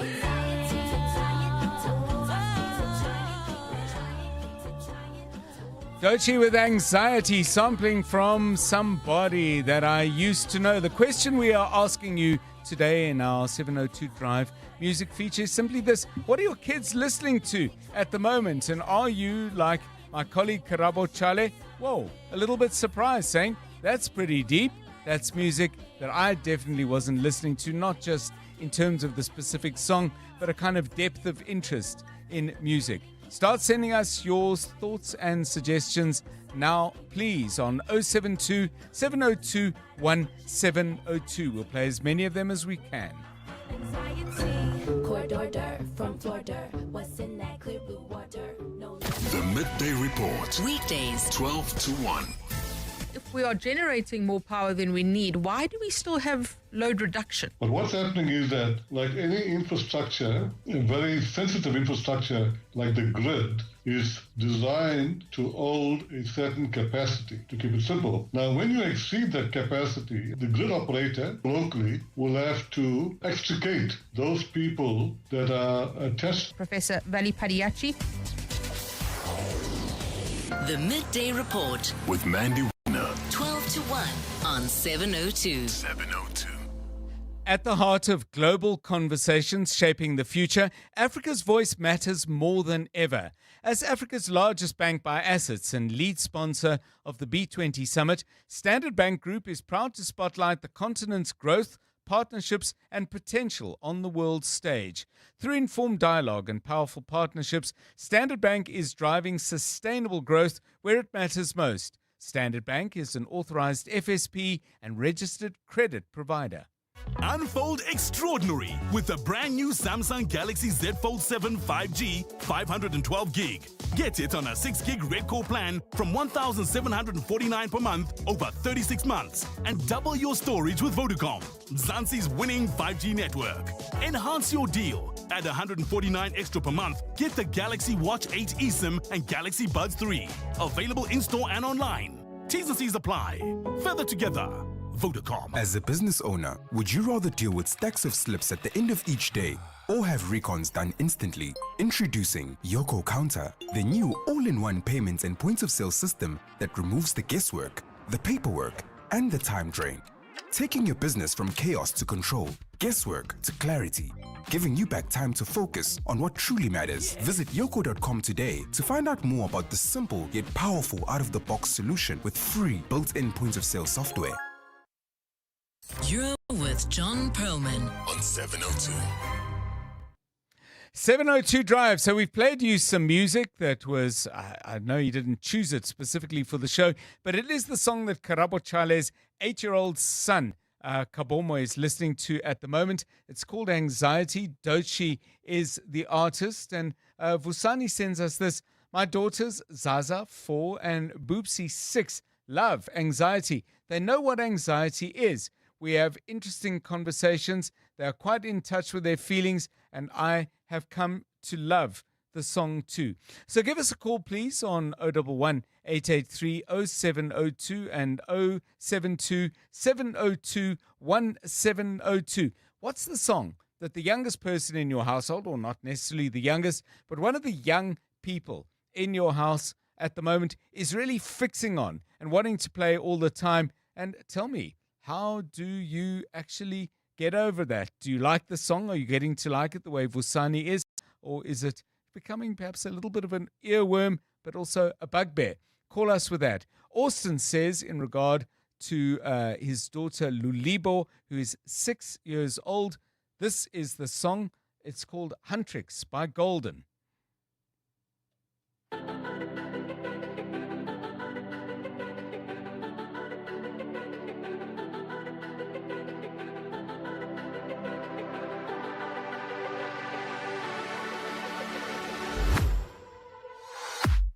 I was a ghost, I was alone. 두어진 길 속에 given the throne, I didn't know how to believe I was the queen that I'm meant to be. I lived 2 lives, tried to play both sides, but I couldn't find my own place. Caught a problem child, 'cause I got too wild, but now that's how I'm getting paid. 끝없이 on stage, I'm done hiding, now I'm shining like I'm born to be. We dreaming hard, we came so far, now I believe.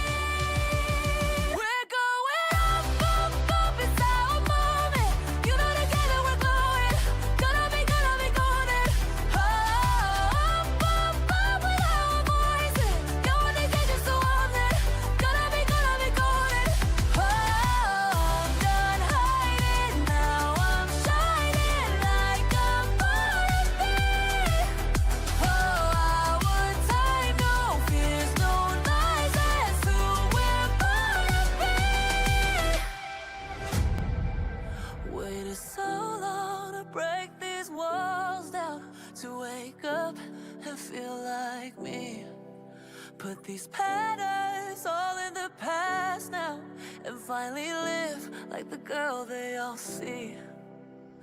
No more hiding, I'll be shining like I'm born to be. 'Cause we are hunters, voices strong and I know I believe. We're going up, up, up, it's our moment. You know together we're going. Gonna be golden. Up, up, up with our voices. Going to get just a woman. Gonna be golden. I'm done hiding, now I'm shining like I'm. Well, how do you show you not so in touch with modern music without saying, hi, I'm not that in touch with modern music? Well, you say, we are going to listen to Huntrix by Golden, whereas in fact it's Golden by Huntrix. But I knew that, except I didn't. 702 Drive, we're asking the question, young people in your life, the kids in your home, what are the songs they are listening to? This is what you sent us. Afternoon, John. My 5-year-old has been into that Bruno Mars song. Is it APT? Pata, pata, oh, it's on repeat the whole day. The whole day when she's at home, it's on repeat.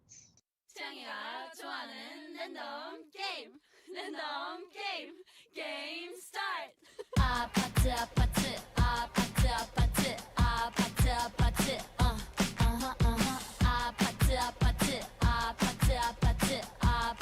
pata, kissy face, sent to your phone, but I'm trying to kiss your lips for real. Red hearts, that's what I'm on, yeah. Come give me something I can feel. Don't you want me like I want you, baby? Don't you need me like I need you now? Sleep tomorrow, but tonight go crazy. All you gotta do is just meet me at the pata, pata, pata, pata, pata, pata,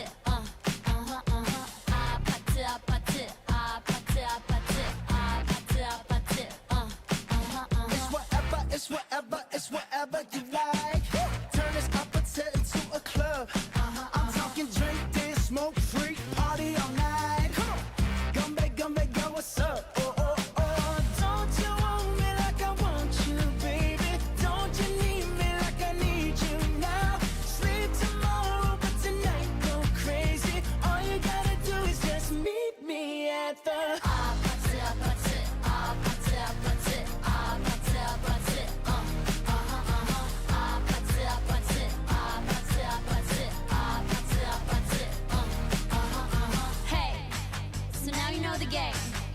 Are you ready? 'Cause I'm coming to get you. Hold on, I'm on my way. Yeah, I'm on my way. Hold on, I'm on my way. Sounds of Bruno Mars. The sounds of Bruno Mars being played over and over again for some people. But yeah, we're asking you, what are your kids listening to? And, you know, the power of young people to insist on their playlists is quite powerful. Certainly more powerful than it was in my day. But that's, I suppose, because when I was that age, you had to actually remove an LP from a record player or a gramophone, and then you had to, before somebody stopped you, actually get another one in place and put the needle down. Charmaine says, my daughter, the song is Passion Fruit by Drake. This one, where else? We had this a moment ago. Here we go. Mulaleki says, my daughter of 9 years old, she'll just scroll down my playlist. Boom, Bob Marley, get up, stand up, and she will sing along. Thank you. I guess you're thanking me, but you are also thanking your daughter. Now, I did mention that I wouldn't be going to the rugby on Saturday. The reason for that is I'm going to take a couple of days off for a bit of this week and the whole of next, and I'm going to hugely enjoy introducing 3 young granddaughters to the magnificence of the South African wild. They have never been in the bush. I suppose they have been in a different kind of wild in Brooklyn, in New York, but this, I'm hoping will absolutely change their perspective of what magnificent and marvelous is. Either way, I'm expecting that we'll have an absolutely wonderful time. So if it does cross your mind, please wish me lots of animals, great sightings, and if you have any power to magic cats out of the air to the side of the road that I happen to be driving on, please employ it regularly and often and with all the power that you have. This has been 702 Drive with me, John Perlman. As I said, I'm away for a while, but the show goes on tomorrow. From all of us, good night. And now, The Money Show. With Stephen Grootes, live on 92.7 and 106 FM. Streaming on the Prime Media Plus app. And DSTV channel 856. The Money Show with Stephen Grootes is brought to you by ABSA CIB, equipping you with efficient and secure cash management solutions for your business. Good evening. On your Money